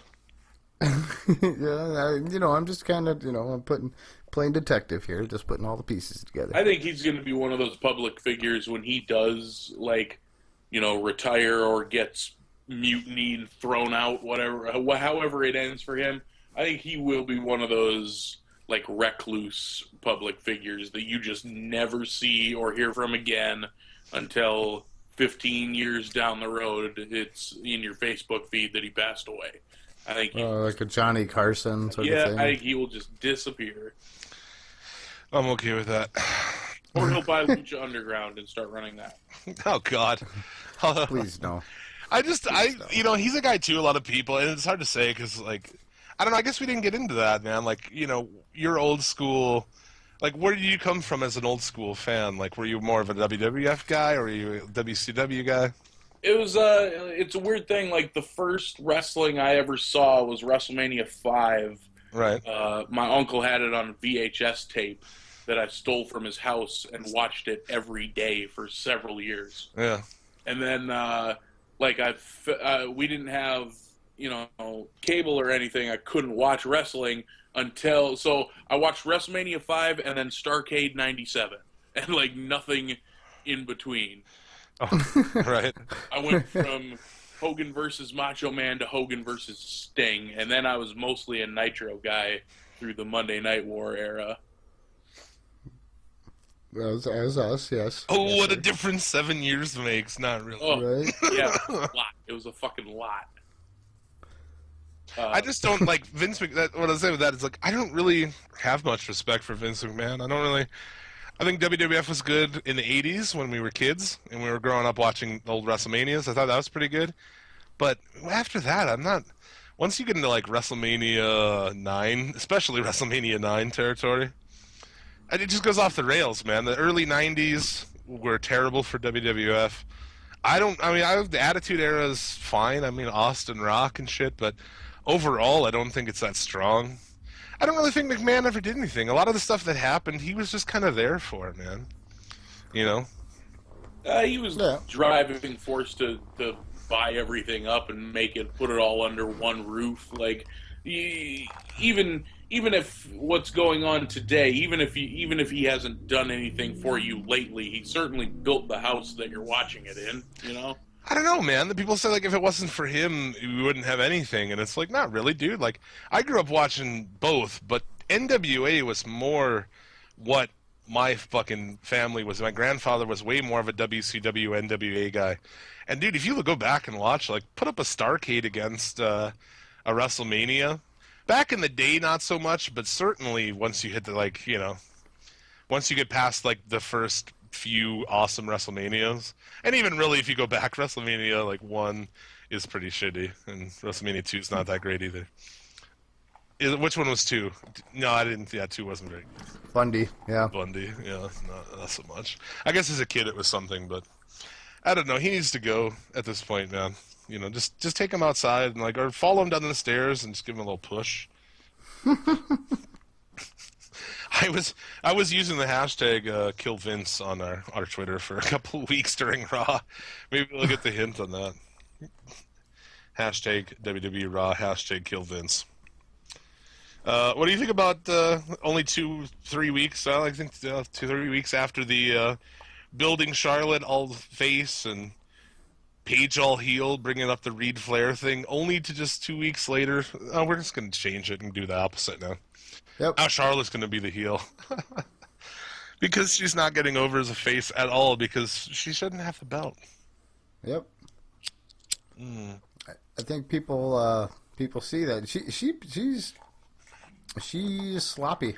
Yeah, and she's not going to be over as a face, really, dude. She's just got... I don't know. She doesn't have anything going. I don't like watching her do much of anything, so... I was never super high on her in her NXT days either, but like it's better than a Bella. Oh, okay, well that's true. I guess. Bright side, always on the bright side, guys. That's like I said before. That's like saying getting shot in the stomach's better than getting shot in the dick. Yes, but it's still not very fucking great. So. You're still getting shot.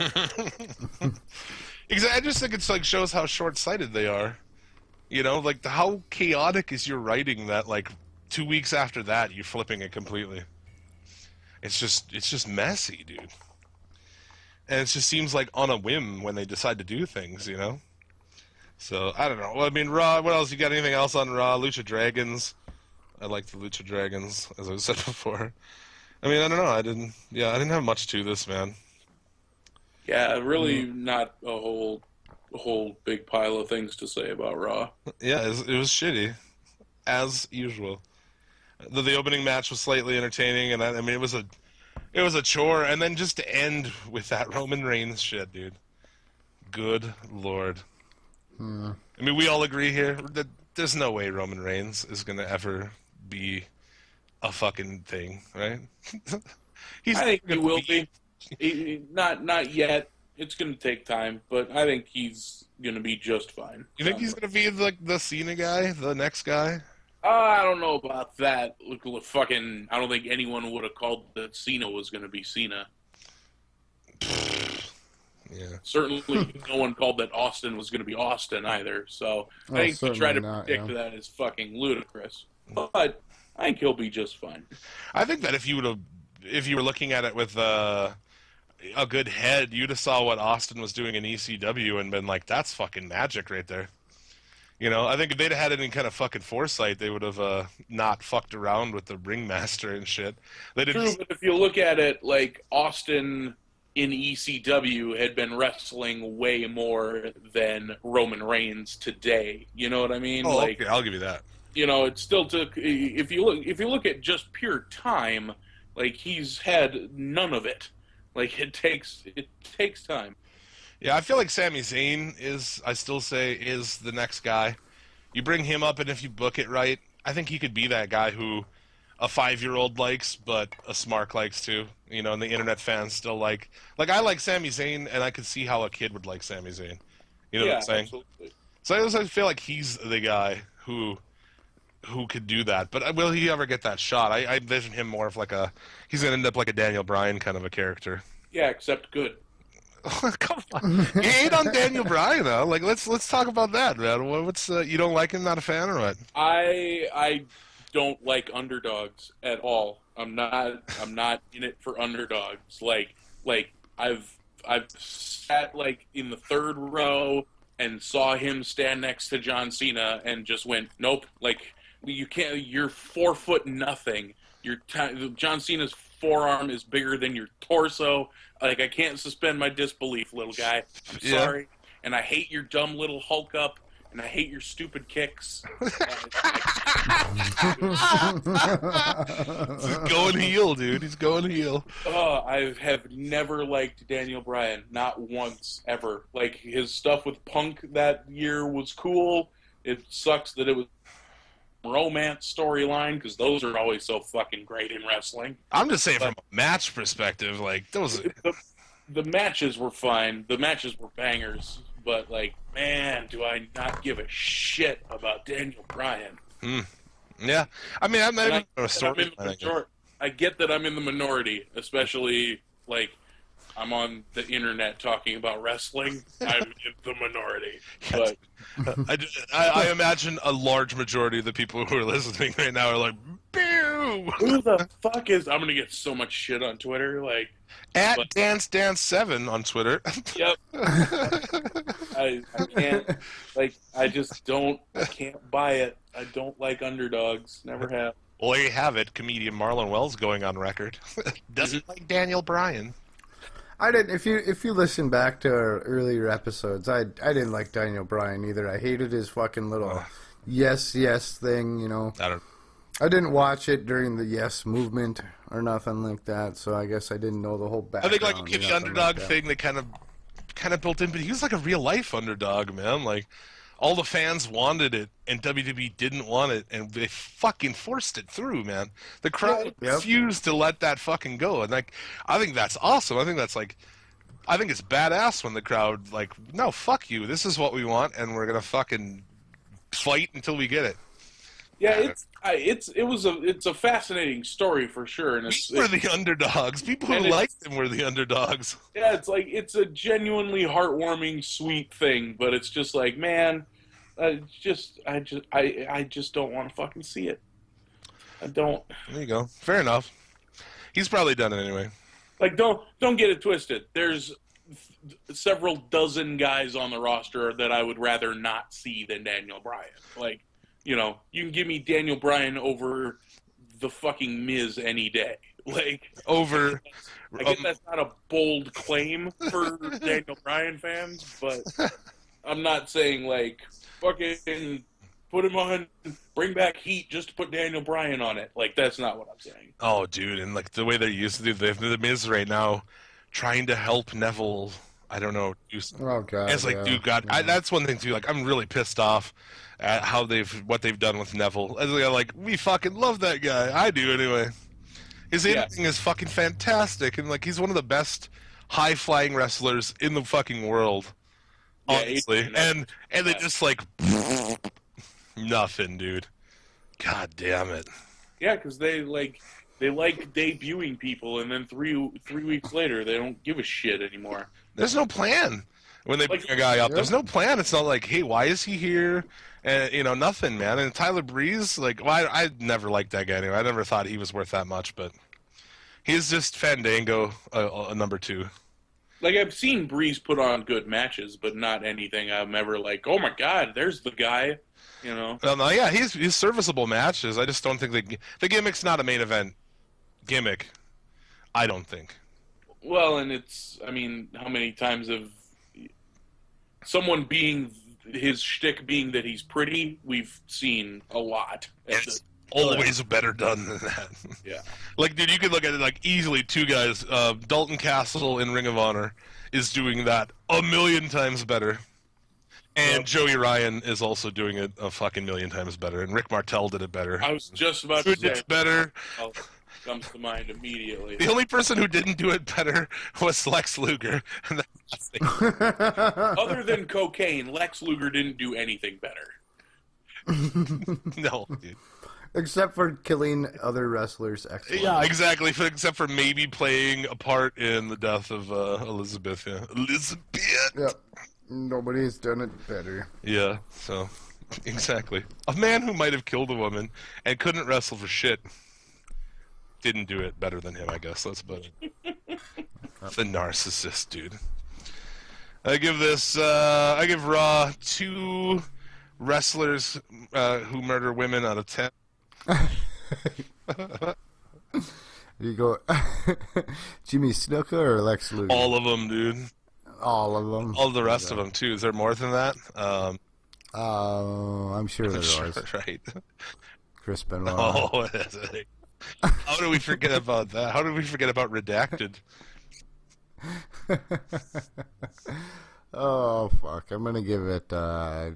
You know what? Fuck it. I'm giving it a 0. The first time. Just because of the fucking beginning match. Not even a 1. Not even a 1. I get a 0-16-man tag matches out of 10. Fuck you and your fucking tag matches. Jeez. Marlon Wells, what do you score it, sir? Being the more optimistic one, I'll call it. I'll give it 3 Lex Flexers out of 10. Nice. Dude. You don't have to see. That's the thing with it is like we've come here every week and we spend 2 hours fucking having a talk about this shit. So obviously we're a little a little less optimistic at this point. We're a little selfish. For the 37th week in a row, we've had to come on here and go, fucking Raw was terrible. Remember when the Dudleys came back? We were like, this Raw was decent for like 5 minutes when the Dudleys came back, and yep. And then we start reviewing it, and we're like, oh man, in retrospect, this Raw wasn't very. We started good. off like this was a decent show, and then we looked at it, was like, oh, really? It was just 3D and something else. One other thing we liked on there, I don't know. Yeah, somebody else came back. Oh yeah, we had it. Expansion of the Wyatt family getting back together or whatever, because we've been calling for that for months. Oh. Wasn't that was the debut of Strowman? Braun Strowman, yeah. See, that was like, we were like, wow, that was decent, because it actually had surprises. That's one of the many problems that show has nowadays is, I mean, Tommy Dreamer was a nice surprise, even though, dude, it should have been Spike, right? What about Rhino? We didn't even touch on that. Rhino coming back? I was just like, I was all like, Spike. Oh. Well, he's already under fucking, they already pay him. I knew it would be him, man. But why not Spike, man? Especially like with last week, and it was like we looked at our family. Yeah. I'm like, it's gonna be Dudley. And they're like, oh, it's Tommy Dreamer. I mean, that's something. Just stay at your accounting desk there, Spike. It's okay. You don't have to come back and save wrestling. And like the other thing with Spike. Spike actually had a run in WWE as a singles after that. And, like, he was fairly over. But I don't know. Maybe he doesn't want to. Maybe. I can see if he doesn't want to. Like I said before on the show, I'd rather tell women that I'm interested in that I have herpes than tell them I have to watch professional wrestling every week. Yeah, I host a wrestling podcast. Where are you going? I'll get you another drink. You want some nachos? Baby, you want some chicken wings? Hang on, are those like your top 3 go-tos? That might be more of the issue, huh? Baby, you want to get some wings? Some chicken wings? We can go through the drive-through McDonald's. We've been trying to hook up Rando with dates for female listeners on Twitter. Yeah. Oh God, I could see the train wreck that this would. At Suplex City Limit on Twitter. If you're in the Midwest, you want to cuddle with Rando. Chicken wings. That'd be fucking. Do Macho Man impressions and eat chicken wings. I am fucking so excited. Like I said this week, I bought you a podcasting bro fucking Christmas gift that you're gonna be opening on the show, and holy shit, I can't fucking wait for that. Well, and for the fact that I'm like, you have to open it on the show, you're already suspicious. no, I'm already what did I say? Is it a blow up the doll? Hulk Hogan one, brother. Yeah, alright. Like that Japanese dude wrestled in that classic match. The Hulk Hogan blow up doll. Blow-up doll.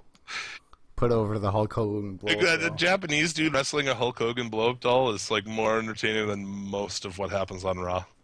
Does it have like and all of Hulk Hogan. like a string on its back where you pull it and it says a racial slur? If that's what gets you off, man. I'm just I think trying it to comes gauge with different realism, that's all.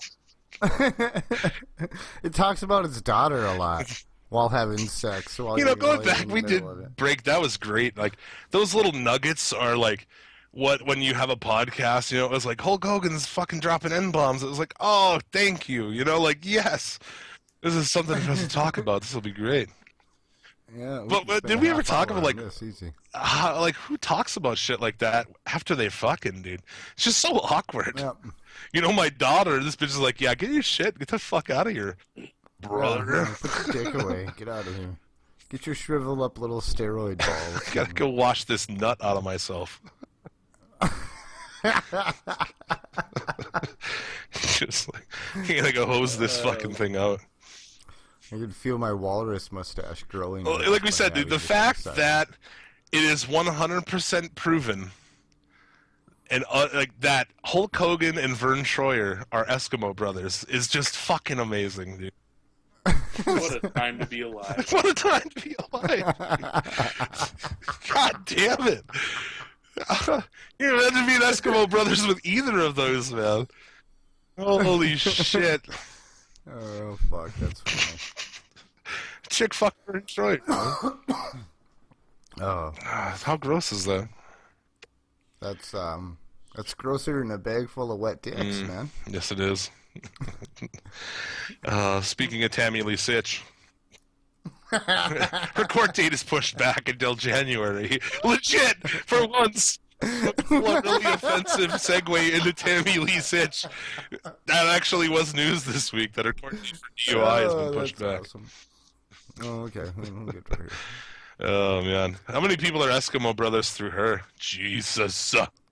How many people are there in the world? See, in 1995, there were how many men on the roster?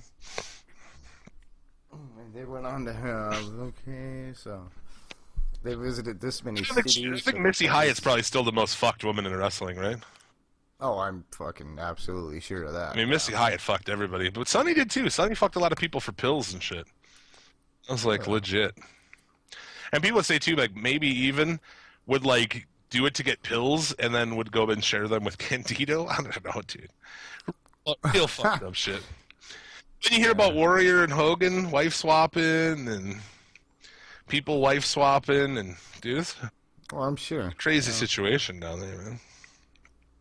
I guess everybody gets their blood work done all the time, so at least it's relatively safe. Moving on from that abortion, both of those abortions, Tammy Sitch and Raw, on to NXT, which is like, a little glimmer of hope that someday WWE will be good. I don't know. We got much to say on this. This wasn't. There wasn't a lot on here. Enzo and Big Cass. They had him come out very. They didn't do the promo on the ramp, and I was like, well, I might actually like these guys if they stop doing that promo on the ramp. Oh, Enzo and Cass are one of my favorite things in NXT. I love them, and like I love the big overblown ridiculous comedy shtick that they usually do. Like wholeheartedly, I'm like just more Enzo on every show. Just give me all of the Enzo. Monday Night Enzo. Let's do it. Owens and Enzo. Yep. But then their serious promo they cut this week was real fucking good too. It's pretty good. And that's coming from me as like I am that guy. I'm that old guy fucking hater who like I don't really like. To me, I'm like fucking Dash and Dawson are awesome. So I mean, there's the two different schools there of Yeah, like, I dig Dash and Dawson, too. I like what they're doing, too. But, like, I've been in Enzo's corner from day one. I was like, this fucking guy. Look at him. Look at this fucking guy. Yeah, I like him, but I don't like Big Cass, I think is maybe part of it. I certainly like one more than the other, yeah, that's for sure. But And I like the in-ring. When they get in the ring, the promo's different all the time. yeah. Cool with that. The one on the ramp, that's the killer for me with those guys. And Well, and the fact that the crowd chants along, it's not something you would chant along with. Well, it's just the new age outlaw shtick again. Like where people, no, but where people would go along with like Paul Heyman. You're chanting along, my name is Paul Heyman. Yeah. Like, what is it? My name is Enzo Amore, and I'm... So it's like, it doesn't make any sense for you to chant along with that to me. It seems really fucking weird. At least the New Age Outlaws was, I'd say putting those guys on... People like to do that. I think putting those guys on the level of New Age Outlaws is pretty fucking criminal, man. Come on now. It's not near as good. You can't teach that, and Soft are not near as good. Tag team champions of the world! Like, at the end of the day, people like to chant shit. It doesn't matter. Like... Well, NXT definitely like to chant shit. Fucking E is the same way. You give them 4 syllables, and they'll put it in that cadence every time. That's all they need. That's true. That is true. I don't know. I mean, I think they're going to put the belts on them here coming up, I imagine. I don't know, man. I don't know why you would take them off of Dash and Dawson so quickly. Like, yeah. Maybe. I'd like to see it go down there. You could run a good heel championship run with those guys. Who's that? Who's got? Oh, Dash and Dawson. They're all fucking healing it up. It's pretty awesome. I thought they showed a little bit more last week. They had like a backstage interview with them, and I was like, these guys do have a personality, actually. I like the old school, like we've said before, like the old school, like cutting the ring in half, old school, like brainbusters type. So I looked into getting us OG fucking like satin fucking jackets with Suplex City Limits on the back. Fucking like $85, $90 or something. Oh damn! I just want the fucking like black, satin coat with the white rings, and then like Suplex City Limits in cursive, like Bobby Heenan would have had in the back of his shit back in the day. Yeah. Yep. We'll have to get, and then I want one so bad, but of course they don't make one in size 10, so there's not. I don't think I can get one in my size. I can't get one in size parachute. No go on that. But at least they're building it to an interesting thing. So I'm interested to watch that match. They've done a better job selling me on Dash Dawson and Enzo Cass than they have pretty much anything on the main card. So props to that. This Asuka shit. I thought it was an interesting finish. Like she knocked the chick out. I was like, you don't see that every day. Yeah, I thought that was pretty cool. Like, fucking Asuka is the devil. I love Asuka. She's so fucking good. Monday Night Asuka. Yep, Monday Night Asuka. Asuka and Enzo and Owens. Let's fucking go. And the New Rockers. The New Rockers. I'd watch that show. I'd like it more than Raw. That's the thing that's funny. And we got to have JBL on commentary going, Michael, what a great way to start off Monday Night Raw, Michael. Virgil, because on this show, I don't know if you're aware, but JBL thinks that Brian Saxton is Virgil. Virgil, where's Michael? Michael. I got no problem. Michael, he's also an overt racist on this show as well. My favorite thing about Byron Saxton, like next time they cut to him, next time he's on your television screen, no one's face says fucking white people the way Byron Saxton's face says that. Like, every time I see just his default expression, that's the words that pop into my head. That said, even Tiger Woods would say Brian Saxton's a white motherfucker. I like Byron. He would say that Brian Saxton's a white motherfucker. I got no beef with Byron Saxton. No, well, when he's sitting next to Cole and JBL, it's hard to have a beef with him. It's certainly. I'd be sick of white people if I had to sit between Michael Cole and JBL. He doesn't sit between them, luckily. Considering the WWE's track record, they're lucky he doesn't make him sit behind him. considering WWE's fantastic, tactful dealing with all things race in its history. Exactly. Just give Byron Saxton a parrot and we'll be all right. He's an animal, man. Yeah, just give him a parrot out there to be Coco Jr. Coco Beware Jr. I don't do the animal shit anymore, luckily. No, why not? No. Those guys hated that shit, dude. The Bulldogs, I would suppose. hated having that fucking dog. I would have too. Like, oh great, I'm gonna take a dog with me everywhere. Why was that the way? Why is that the case, man? Why was it Jake Roberts' deal to have to take a snake with him? I'd be like, just take the, can't you have somebody to take this thing? Doesn't make any sense to me. Like, why did Coco Beware have to travel around with a fucking parrot all the time? He's still tagging with that parrot, man. Well, yeah, it's a gimmick now. roommates? He's living the gimmick. Hey, I hate to ruin the magic for you, but I'm sure that parrot died ages ago. It's a new parrot. No, dude, parrots live to be fucking like 100 and some years old, man.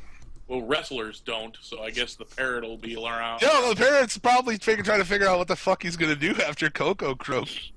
Yeah, he's got to find another Coco, man. Gotta find another black guy. This is a fucking arm to hang out on. My career's over. I like to think maybe he's like fucking that bird has like a Jewish accent, You think the That's Wake. Old Bronx Jews. Exactly, dude. Yeah. You gotta find another black guy who wears pastels a lot to hang out with. What am I gonna do? Byron Saxton. This week on Byron, look what I brought you in Monday Night Raw. I brought you a bird, Byron. Virgil, I brought you a bird. What the fuck, man? This is going off the rails. Oh yeah, where were we? NXT. That's right. Yeah, here we go. Monday Night. We got the ass fuck twins on this show. Oh boy, Dressed up like Freddy Krueger raped them or something. I don't know. What the fuck was that? Like this week we're dressed like Freddy Krueger because I don't fucking know why. Yep, because WWE. Alexa Bliss even had like a claw on her hand. I don't get it. It's not even Halloween. Dude. I don't even... Yeah, no matter. That was kind of sexy with. Yeah, she's hot. She is hot, but the ass fuck twins suck. And they went against the Dude Bros, and Lost. They lost to the Dude Bros. Yeah. They lost to the Dude Bros? Really? I didn't catch. I guess I must have been doing something else and I had that on. I hate the Dude Bros, and I think that's probably the way it should be. But at least they're fucking like slightly entertaining. It's like energy there. There's like some attempt at entertainment. But yeah, I mean Mojo Rawley's the shits. Yeah, he is the shits dude. In the ring. Zack Ryder's no fucking peach either. Zack Ryder, man, that guy got himself over on YouTube, and for his efforts, he got fucking buried for it. So, I don't know. What are you gonna? He got put in the white version of New Day. The white version of New Day. The white version of New Day. Yeah. They're gonna get a clarinet as their instrument instead of a drum. Yeah. Or a trombone. The Dude Bros, and then you had Bailey and Peyton Royce. Meh. I mean, it was like I was like, oh, this match is just to set up fucking, to set up the shit with Nia Jackson.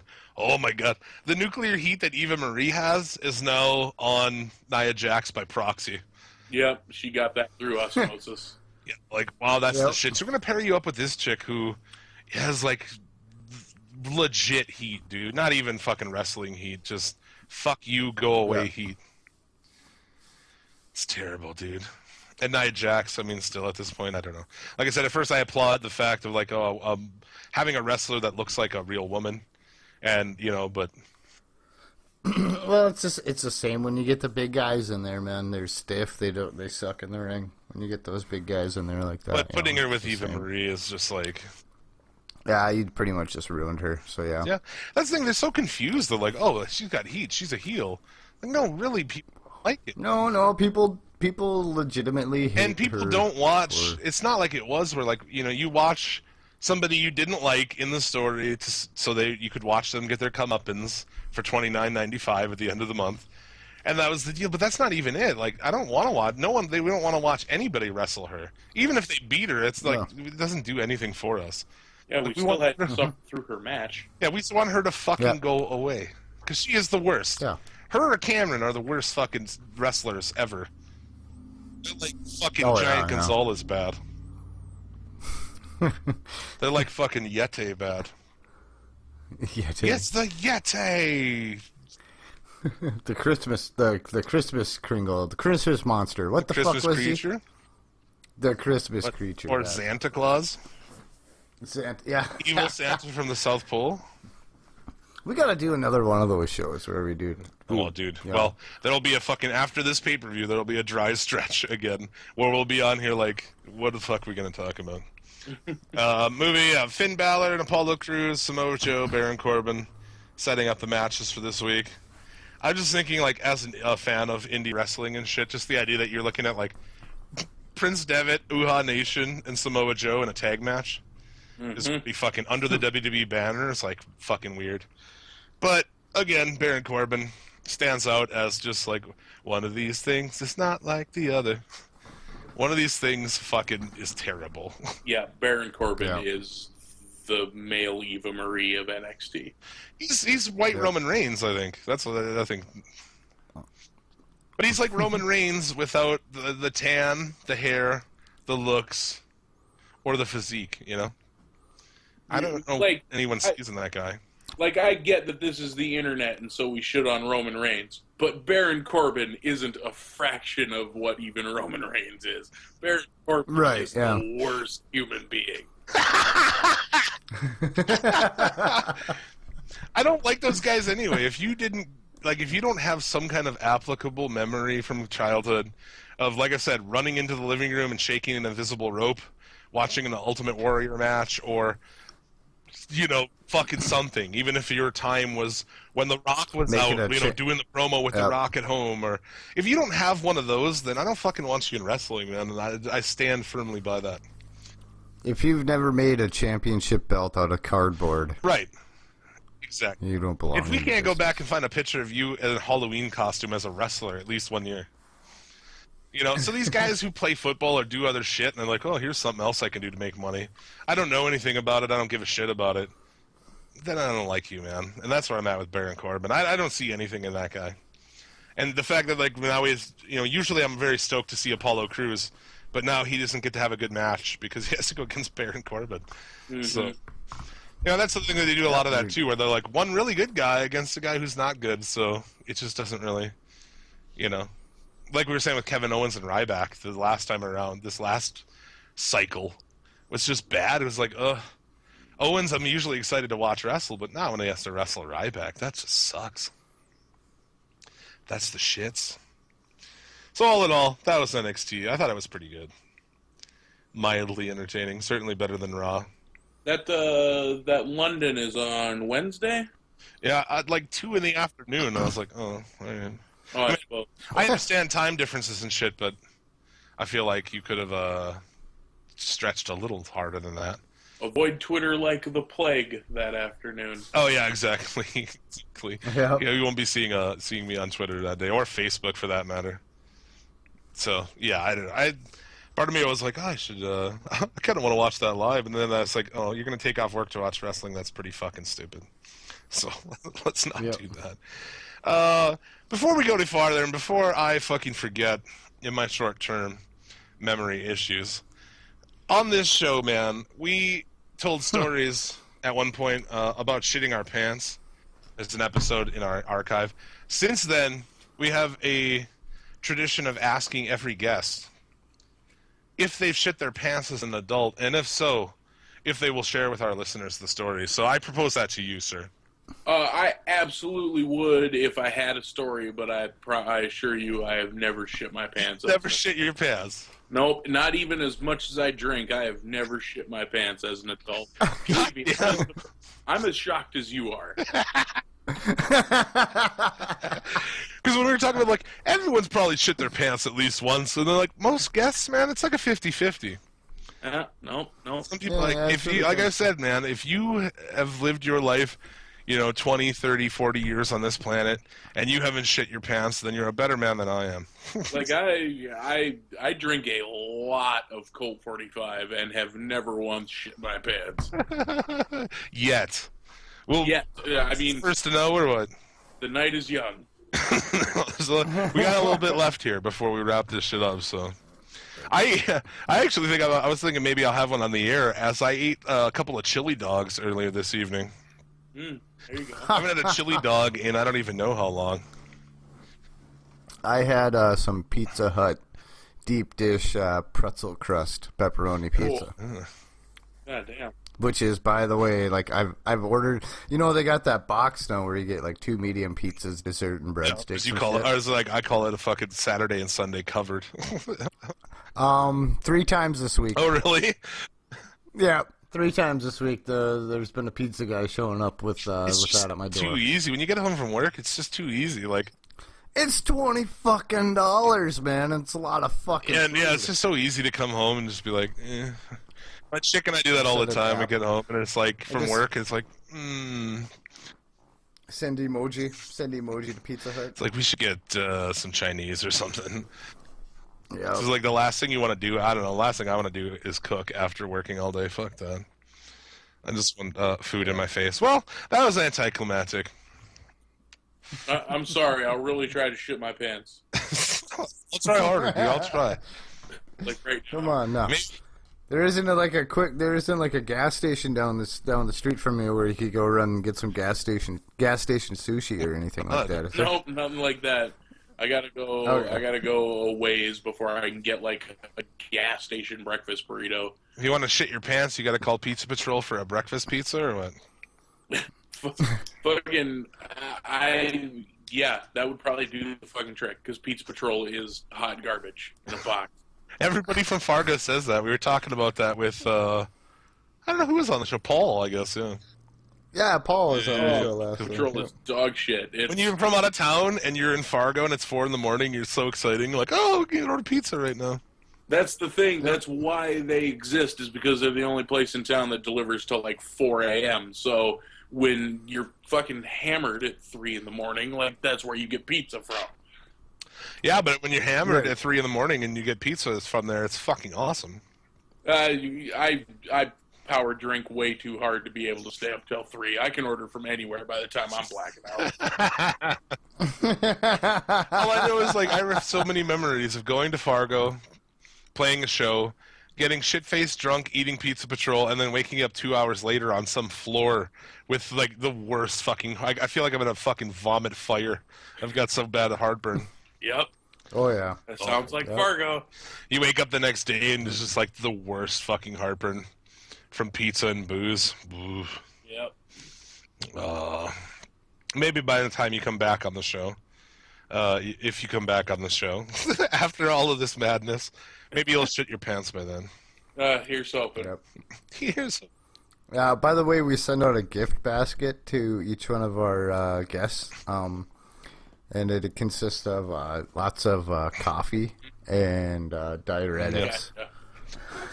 So you'll have some. A couple of weeks ago, X-Lax in there. Rando, he had to get up mid-show and go take a shit, and Paul and I was so I had to fucking carry the show hungover. while he went. Yeah, it was only for like. It 5 wasn't minutes. long, which made me think it was knocking, dude. You could have shit your pants. Yeah, I could have. Yeah, it was kind of that was the Shit, night any dedication that we, for the show you would have.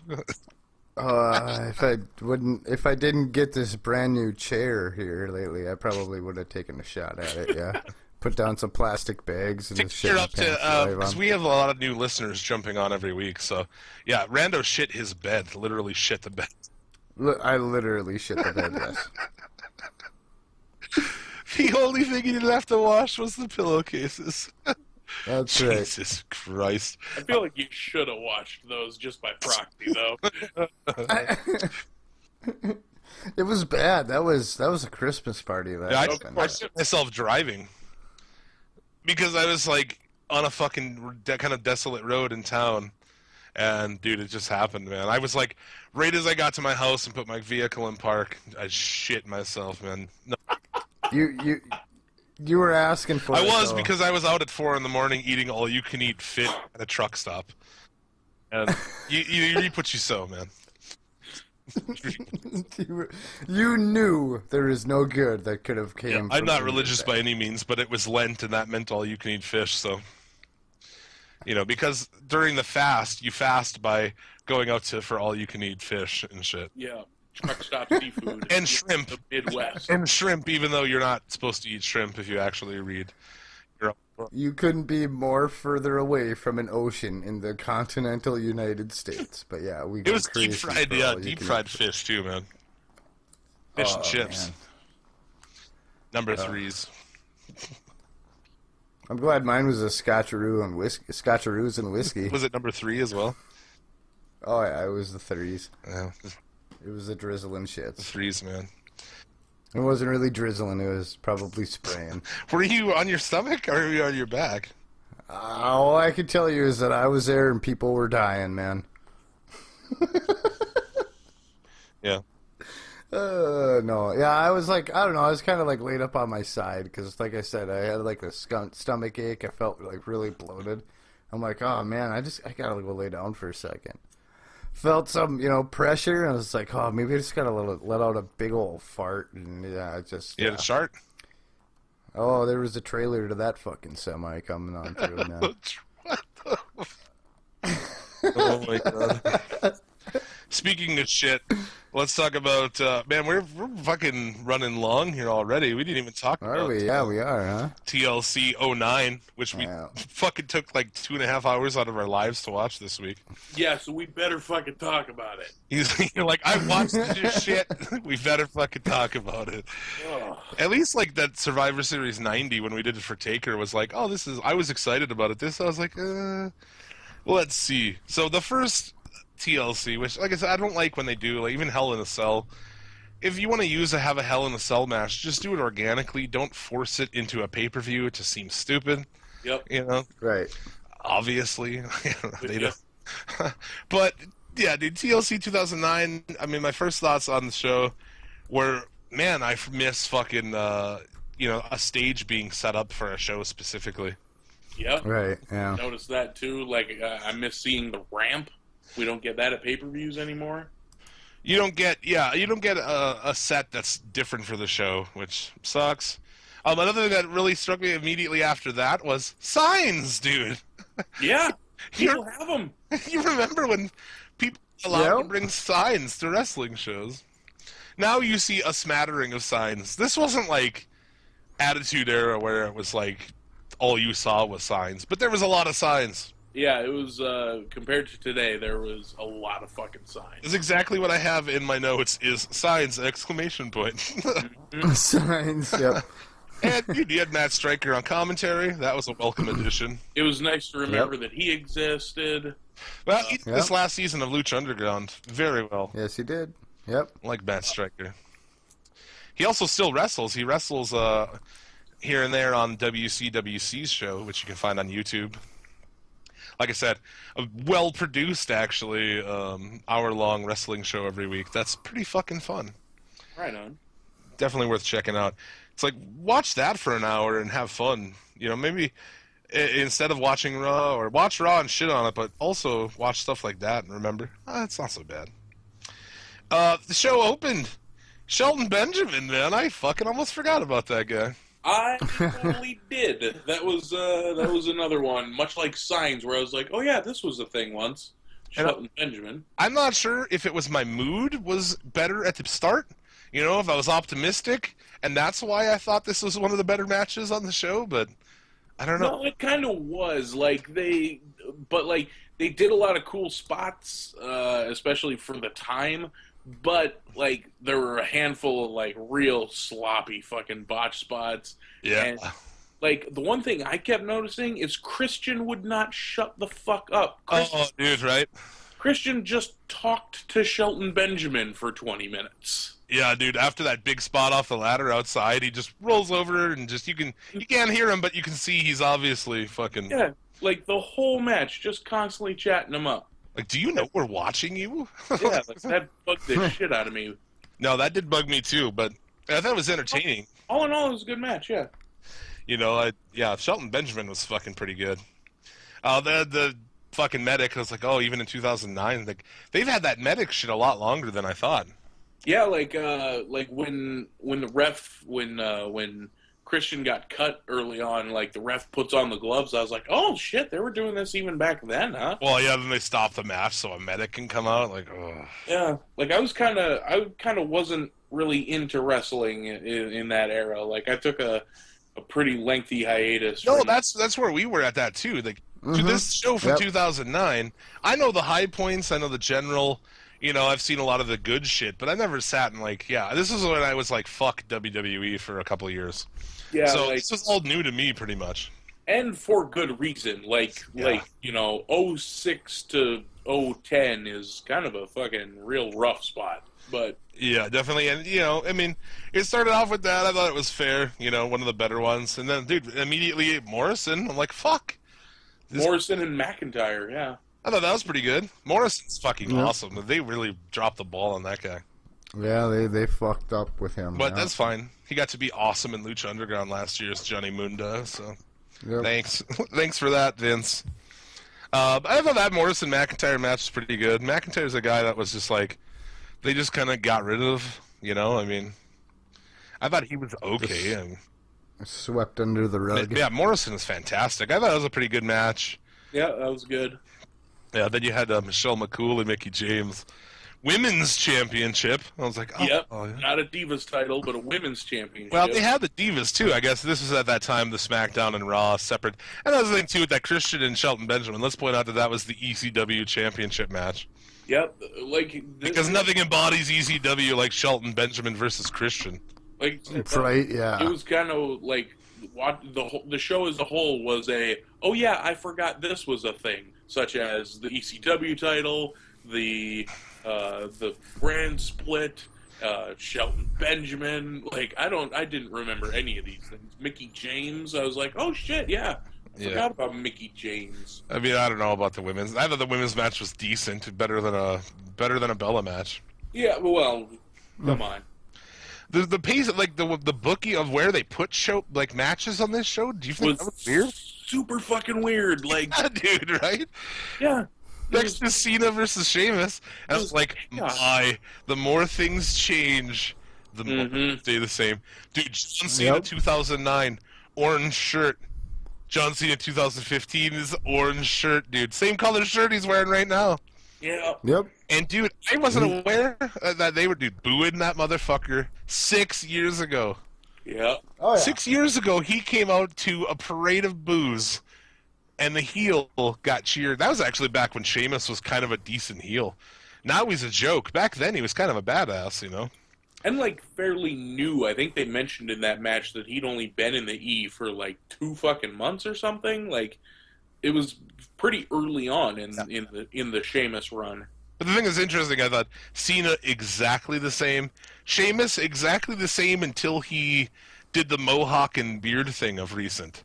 Yeah. Spent that long just as the same thing, man. Mm-hmm.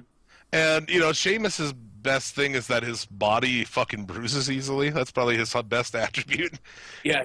All the shit on him, you know, all the marks and stuff. He takes big, obvious damage real well. Yeah. And, of course, LOL Cena wins, except he doesn't. That put me over. I was like, anytime Cena loses, I'm like, yeah, it was kind of the night of the heels at TLC 09. Yeah, I was like, that was... At least you get to watch Cena lose. I was like, oh, that's something. That was worth the price of admission, at least. Mm-hmm. And, dude... sad Cena kids. Oh my god. Oh, they were everywhere. That little Asian kid looked like he came home and his mom had his puppy on the fucking stove, man. That's racist. No, dude, that crying Asian kid made me pop so hard. He was really crying. He was very upset. I love crying children after Cena loses. It makes my... That's what I thought. I was like, this is fuel for Jim for weeks. Saw that crying Asian kid, and you thought about the fact that I would be enjoying that? Yeah, I thought. Well, of course. Where else is my mind gonna go when I see a crying Asian John Cena kid? Oh, Jim would like that. I better take a picture of that and send it to him. My favorite part of the match. It was not a good match, like, at all. Did you also notice after the fact when Sheamus is walking up the aisle? Did you catch there's a 50-year-old dude standing in the back, and he's got a sign that says like SHE very small, and then anus very huge. It's a warrior, she anus, and anus was huge, and I was like, oh, that's awesome. I just thought it was weird that it was just like someone's dad, though. I was like, that's weird. I don't know. He was like 50. That's funny. Yeah, and so this was the real lull of it. And then Taker Batista, what a difference 6 years makes. Like, Taker was moving around, dude. Yeah, he's moving all over the In 2009, I was like, fuck, this guy needs to retire. He's slow as shit. But looking compared to now, I was like, man, look, he's spry, man. And, like, they showed, like, in the recap, like, here's what happened on SmackDown last week. And it's like, oh, yeah, remember when Undertaker would wrestle on SmackDown? Yeah. Yeah, exactly, dude. And Batista, I never had much for that guy. No. He's a better actor than he is a wrestler. Is he? I've never seen anything he's acted in.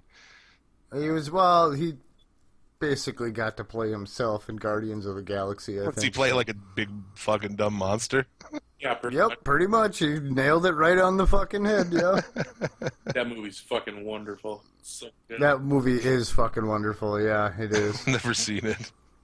No, it's good. It's got, I don't know, it's kind of reminds you of Star Wars in a bit, but I don't know, it's kind of rad. I like it. Yeah, I'm cool. pretty sure that this is gonna be get some heat, but dude, I might be the only person who doesn't give a shit about Star Wars. Like, a new Star Wars movie is coming, and I could care less. I never liked Star Wars, man. Is that ridiculous, or? You talk about No, wrestling on the internet. Aren't you supposed to, like, legally obligated to like Star Wars? I never grew up with I grew up more. My father was big into the Star Trek movies, so to me, I'd rather watch the first 3 Star Trek movies than those old. You're a Star Wars Trekkie instead movies. of a Star Wars guy. Yeah, no, that's all right. You know, you're one or the other. It's okay. But it's just like, if you don't care about the new Star Wars movie, it's just gross because it's like you can't go anywhere without it being on your cup, and you can't do anything without it's like Star Wars. Yeah. Next week, right? Next week, yeah. I'm going to it, but not till I bought tickets for it already, but it's not till like the New Year's Day is when I'm gonna go see it. That's my nephew. My nephew won't go. My oldest nephew won't go with anybody unless it's me. So I told him I'd take it when they were back for that weekend. So I'd take him to it. So I did see he was very pumped for that. Yeah, he was pretty damn pumped for that. I told him though he can't read any internet spoilers. He can't know what happens. His friends can't tell him. Good luck. Because if he spills the beans to Uncle Randy on the way to the movie theater, he's going to be walking home. Well, you've got the director who tried to turn Star Trek into Star Wars, so it should be a good fit. Well, yeah, and you know, to be real honest with you, Disney has done some. I mean, they did good work with the Marvel properties that they were able to acquire. I didn't mind any of that stuff, so I think it'll be all right. They'll be able to capture the essence I haven't of it. watched, I haven't watched any superhero movies except for like the Batman movies.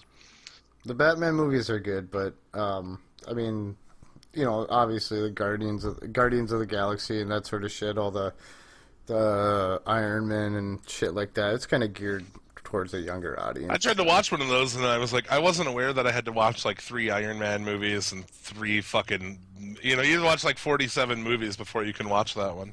Right. Well, now they're connecting them all, so yeah, you can't miss one, otherwise you're gonna miss something. They're connecting all the universe, like everything Marvel is gonna be intertwined with all the other. Well, I don't feel like I'm missing anything. What was that? What's that? I said, like comics. Yeah, like comic books. Yeah. Yeah. That's the thing. That's one of the areas of nerd I just didn't grow up with. That me too. To be real honest, yeah, like we're game nerds, video game nerds, but I was never a comic nerd. Oh, yeah. Yeah, I never read. I bet you I never owned no more than maybe 20 comics total. Yeah. Ever. I don't think I've ever read a comic in my entire life. No. I went through a little phase where I got X-Men and Spawn when they first came out. I was like 10 or 11. Those are at least kind of cool. Spawn's Yeah, Spawn was pretty cool when that shit first came out, yeah. There you go. It was more of a graphic novel. Probably something I shouldn't have had in my hands when I was 10 or 11 years old, but anyway. Well, what are you going to do? Had a lot of things in my hands I shouldn't have when I was 10 and 11 years old. Wow. Yeah. The finish of that match, the booking's finish was terrible as fuck. Holy shit. What match were we Batista talking about now? Undertaker. Oh, yeah. But it did remind me that Teddy Long was a person. I'm surprised he didn't come out and turn it into a tag match.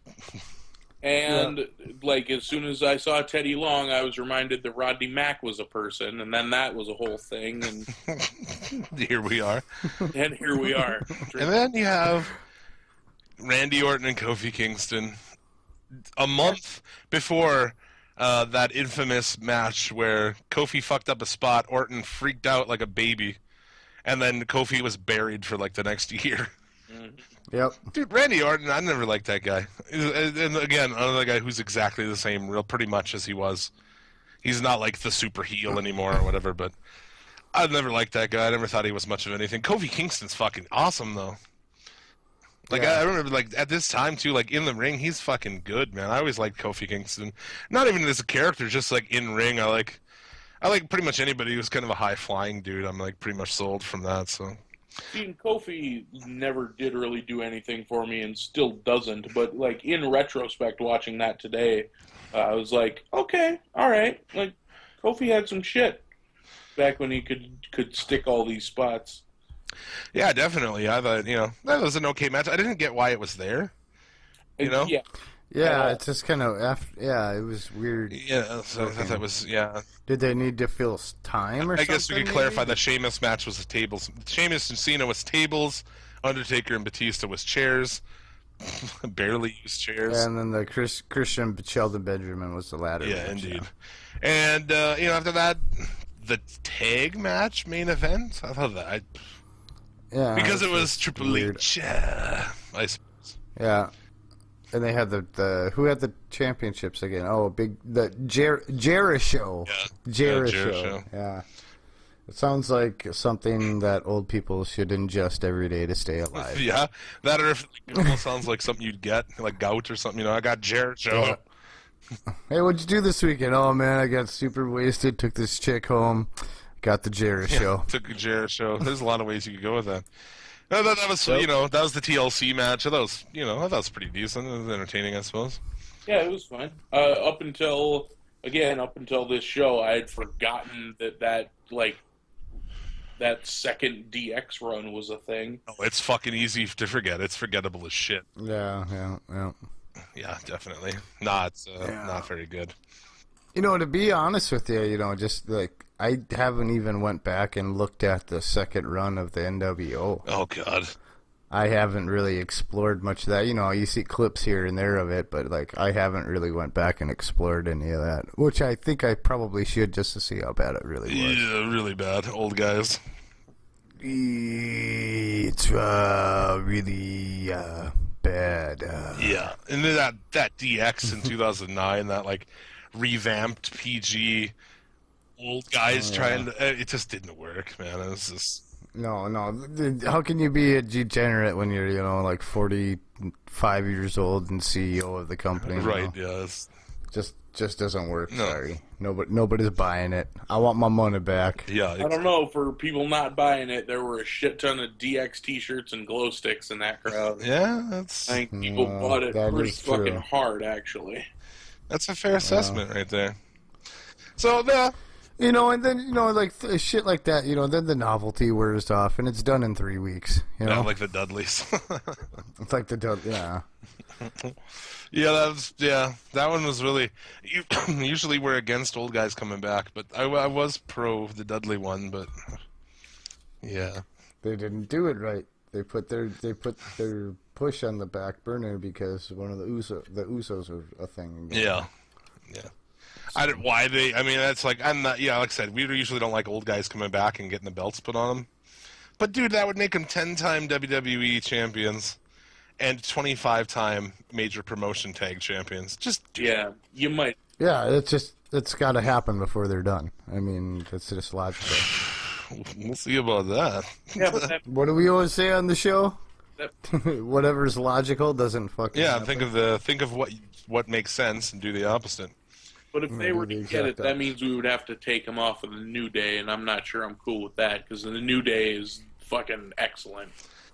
Oh man, they're using them way. Yeah. They're using them so much to carry the shows right Yeah, now. it's happening. They got them on every show right They're now. fucking man. hot though. Did you see? They are, yeah. I like New Day. Don't get me wrong, but I mean, I don't man, think they've been as you good don't- over the last month as they were. Did you see this past week they started selling those fucking unicorn headbands and Yep. they sold out online in like 4 hours or Those, something? yeah, ridiculous? dildos on headbands, man. Yeah.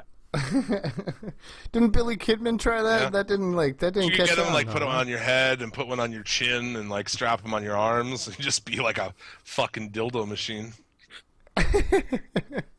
How many people have been fucked by those already? That's what I'm asking you, dude. All of How them. many people have already All been of them. penetrated Well, they by gotta pass the stress test, man.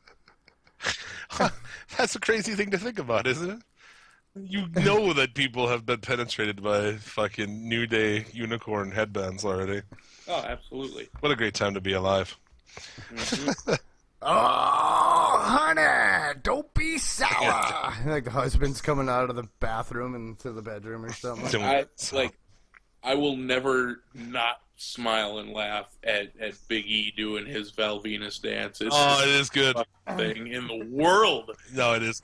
I personally like Kofi coming down the ramp. Yeah, I that like little dance is good. But no, that pelvis gyrating dance that Big E does makes me fucking laugh every single time. Yeah, it's too good. It is. It is, but I feel like, yeah, they're overused at this point. And I don't think it's as strong as it was a month ago. Some of this shit's kind of like when they were in Nashville a couple weeks ago, I didn't think that was very good. They lost the crowd on that. Yeah, they. This totally week, lost I mean, the crowd. it's gotten to the point now where they're just going so fucking. The cat in the tree thing was just like, what the fuck is. Yeah, that was stupid. Yeah. Not as good as it has been, but still pretty good. And yeah, it's like they're like 4 times out. And they're out every fucking, after. 2-3 times a night, and then they're on SmackDown, they're on Superstars, they're on fucking all that shit. Yeah, it won't take long before people are bored of it, probably. Right. That's what we always say with those comedy gimmicks, like your Damien Sandow shit. It works, but it doesn't work for very long. You got to find something else. It's like a buffer to find the guy a new gimmick, or while you're trying to figure out how you're going to repackage Also, it. like, where in the world is Damien Sandow? He's coming back. Is he? Yeah, they're repackaging him with his old gimmick, the "I'm better than you." Is or that whatever repackaging? gimmick. Yeah, yeah. It is repackaging, actually. To put it back. Recycling, maybe? I don't know. That's when you're out of ideas. We're going to put you back in this, in your genius ripoff. We're going to probably give you something that kind of worked. Yeah. Moving on, TLC coming up.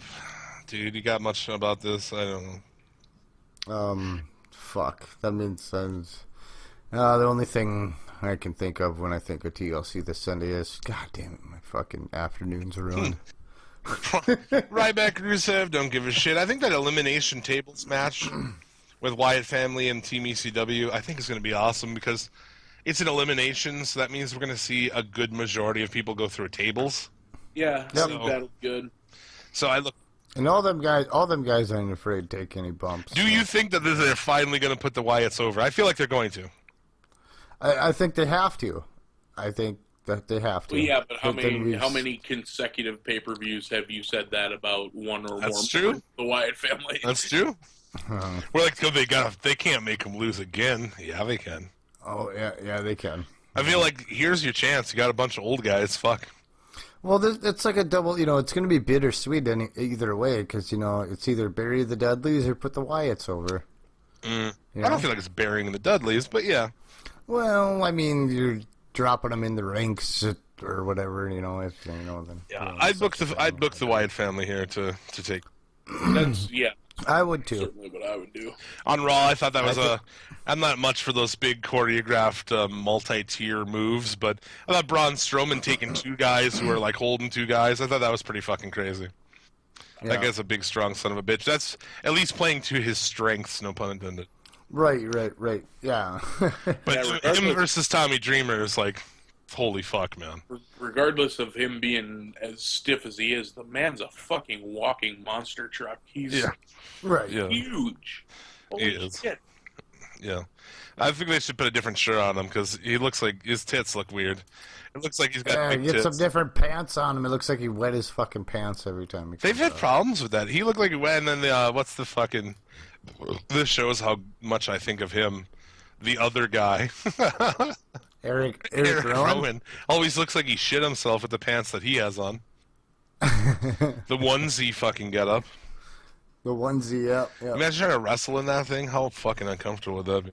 You know, they should change his. You know, they should give him the onesie. But like, do you remember the old like onesies, like the old like long johns? So like it'd be like a one suit, but like they'd have the butt flap on the back. Give him something with a butt flap. Put him in like onesie thermal underwear. That'd be good. Redneck. Yeah, with a butt flap on the back. Yeah. Jeez. You know, if he wants to wrestle you or fuck you. Not quite sure. Yeah. Charlotte and Paige don't really give a shit about that. Nope. That's not much. United States Championship chairs match, dude. Huh? Del Rio and Thwagger, who reappeared after just being buried on SmackDown for like a year, and house shows. I think he lost his house show match too. That one that I went to anyway. Fun fact: there was a house show in Fargo. Earlier this fall, maybe September, maybe August. Yep. Yeah, that's the one. Rando went to the Sioux Falls one, which is like the day before that. Fucking Swagger showed up at that house show in Fargo and was over as dicks. He was like the most over person that entire fucking show. Were you embarrassed? I get the. What's that? Did that embarrass you? That he was so over? A little bit. I was confused mostly. Like, what is happening? Why are you... It turns out, like, I found out later, apparently he has, like, some family who lives in this town, like an aunt or an uncle or something. Yeah, he does. I heard he was, like, hanging around there or something, yeah. But I was just, like, I was blown away, because A, I forgot Jack Swagger existed. B, I could not believe how fucking over Jack Swagger was. Jack Thwagger. Vital. Roman Reigns was over as fucking Sioux Falls, and that made me sick to my stomach. He had a hardcore match with same thing. He's with Bray Wyatt. Wyatt, I'm sure it was the same and booking. was so fucking over. That's gross. Hey, let me ask you something. When Bray Wyatt come out, did you how close were you? Not at all.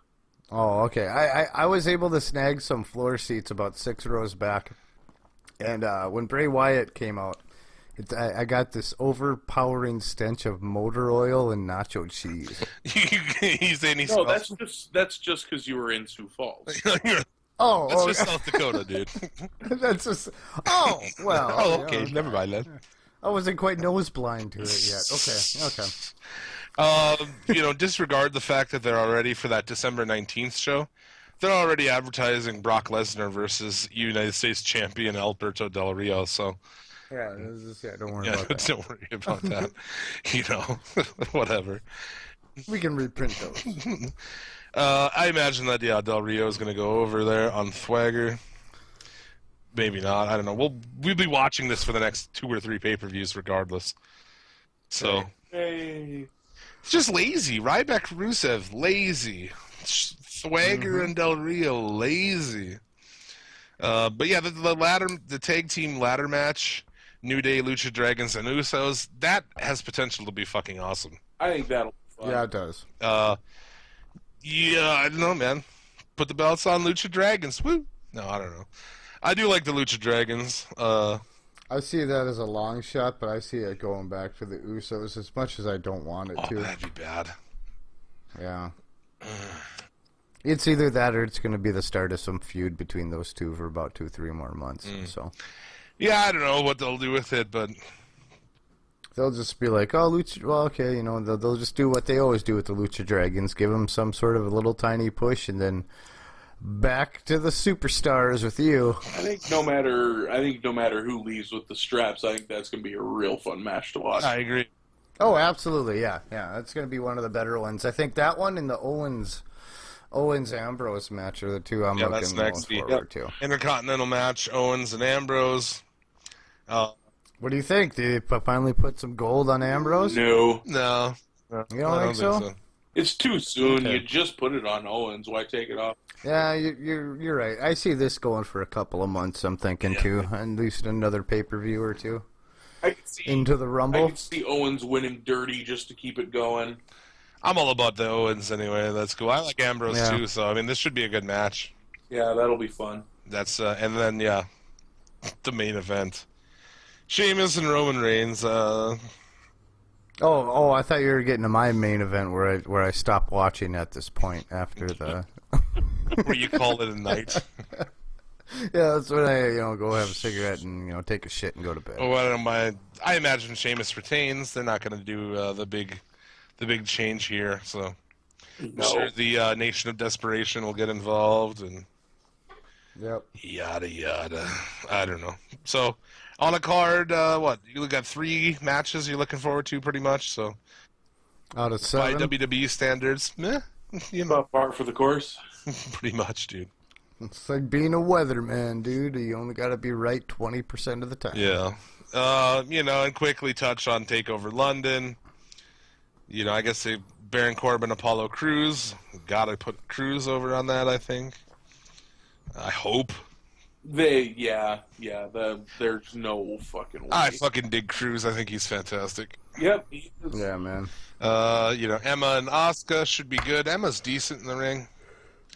And we might get to watch her die in the ring because Asuka we might. is awesome.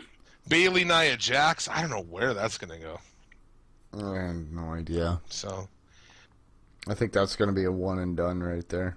yeah, exactly. Dash and Dawson, Enzo Amore, and Colin Cassidy. Enzo. Yeah, it could be the time. We'll see if they do it. I think that should be good. And Seems like those tag team titles over there in NXT have been bouncing around quite a bit. Yeah, remember when So the who Bud knows? Villains held them for a day? It was like a month, wasn't it? Yeah, but they won them and defended them one time, and then Yeah. just slapped them in the fucking mouths and took them away. I don't know where that. I don't think that gimmick's going anywhere. I think that gimmick peaked already. Yeah. Pretty much. It was a low point when they had him on the Ass Fuck Twins. I thought I was like, wow, dark days for the NXT tag team.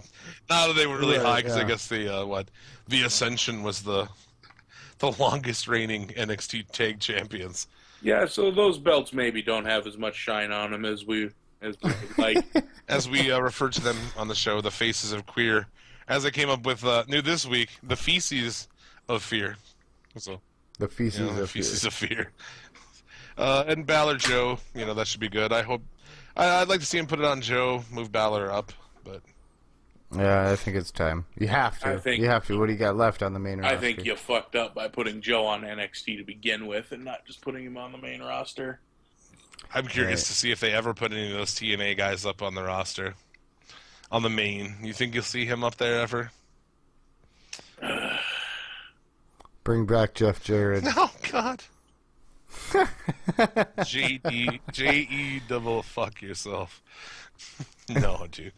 There's talk that they might that they are trying to get some more people in there too. AJ Styles. So That would I know. Late, man, all of this would have meant something 10 years ago. Yeah. Well, right? Yeah. Jay Lethal's contract is coming up in Ring of Honor. So, and I know that they haven't. He says they haven't contacted him, but I bet they will. They want him. Jay Lethal, that could be something. I don't think they so much want him. They just don't want him on another promotion. Yeah, probably. I think he's great, and Lethal is he's a world champion. I love him as Ring of Honor world champion. Oh, Lethal is so good. And yeah, this week, Ring of Honor, par for the course. Roderick Strong, Samson Walker. I wasn't too familiar with Samson Walker. Roderick Strong's awesome in the ring, so. Yeah, he is, yeah. Yeah, that was something. Young Bucks and Briscoes, always a fun time. Always a good time there, yep. So, and I guess Bobby Fish and Kyle O'Reilly beat Silas Young and Beer City Bruiser. I love that tag team. Yep, Silas Young. And then, Dalton Castle comes and tries to reclaim the boys. but they blew him off and left with Silas. Oh, they blew him off. But seriously, one of my favorite angles in wrestling is the whole Dalton Castle, Silas Young thing with the boys.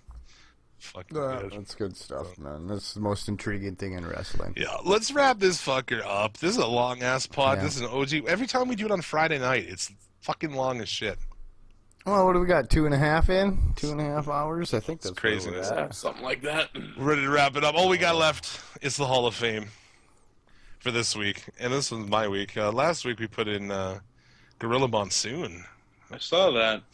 Yeah, we rotate back and forth every week, putting someone in the Hall of Fame. You can check that out on Facebook. / Suplex City Limits. We have a gallery there in the photos with all the members, so check that out. This week, Jushin Thunder Liger, man. Gotta do it. One of my favorite Japanese guys of all time. So many good matches. The fact that the dude had brain surgery in '96 and came back and is still wrestling at 51 years old. Nope. I'm still doing it. Still at 51, man. So yeah, there's not a lot to say, I guess, about Liger. Liger winning the Super J Cup in '95, fucking awesome. Just in general, man. My brain is dead from this show. I am fairly intoxicated, so I'm just gonna leave it at that, dude. Jushin Liger, fucking awesome. Jushin Liger, and his awesome fucking Japanese intro song. No, sounds like Princess. I just watched like the ending to South Park the last season with the whole Kenny is a princess, Japanese princess thing. That's what it reminded me of right away. Awesome. So, yeah, this week we induct Jushin Thunder Liger. Check it out. If you're not familiar, I feel bad for you, but check him out online. Tons of awesome matches. The guy's good. Like, you can just put him in YouTube and watch badass matches for. Oh yeah, all day long. All fucking day. And against, your boy, Daniel Bryan as well, so. Mm-hmm. Yep. Yeah, my boy. Yep. No, I do believe the correct response from you would have been yes, yes, yes, yes. Yes. Now he's done. He's like, I had a pretty good time with fuck you guys, really. It's like, hang up. No, man, to each his own. I don't judge anybody for their taste. There's no such thing as bad taste because that's what fucking taste is. There you go. That's right. Yep. And when we're talking bad taste in wrestling, I mean, that's just kind of, hey.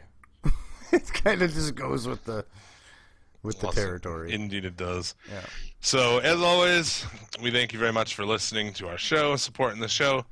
We are at the cusp of 2,000 followers on Twitter, so if you haven't liked or followed us on Twitter yet, do that at Suplex City Limit. You can also follow our guest, comedian Marlin Wells, at DanceDance7. That's correct, sir? Yes, sir. There you go. You've date stock to speak of. What, you got anything to sell? Gotta have something to sell. No, not especially, man. I got a couple little things happening, but nothing major. Nothing I'm willing to like waste plug time with. So just keep an eye on Twitter. I'm usually out there trying to be funny. There you go, man. And yeah, thanks for taking 3 hours out of your Friday evening. I had nowhere else to be. This is where the beer is. So. There you go, man. Awesome. I appreciate you guys having me. This was fun. Yeah, good times, man. Oh yeah, so, yeah, definitely. Thanks for checking out this week. Next week we have the Suplex City Limits Federation Super Show to review TLC and Takeover. The week after that we have Critical Bill from New Blood Rising podcast. Check those shows out also. If you like wrestling podcasts, obviously you like wrestling podcasts. If you're listening to us, so check those guys out. They're a bunch of awesome dudes, really good shows, and I guess that's gonna do it, man. May you get all the dick and or pussy that you desire. Oh, and remember, a winner is you. Sweet. Can I go to bed now? Yeah, we can go to bed now. All right, cool.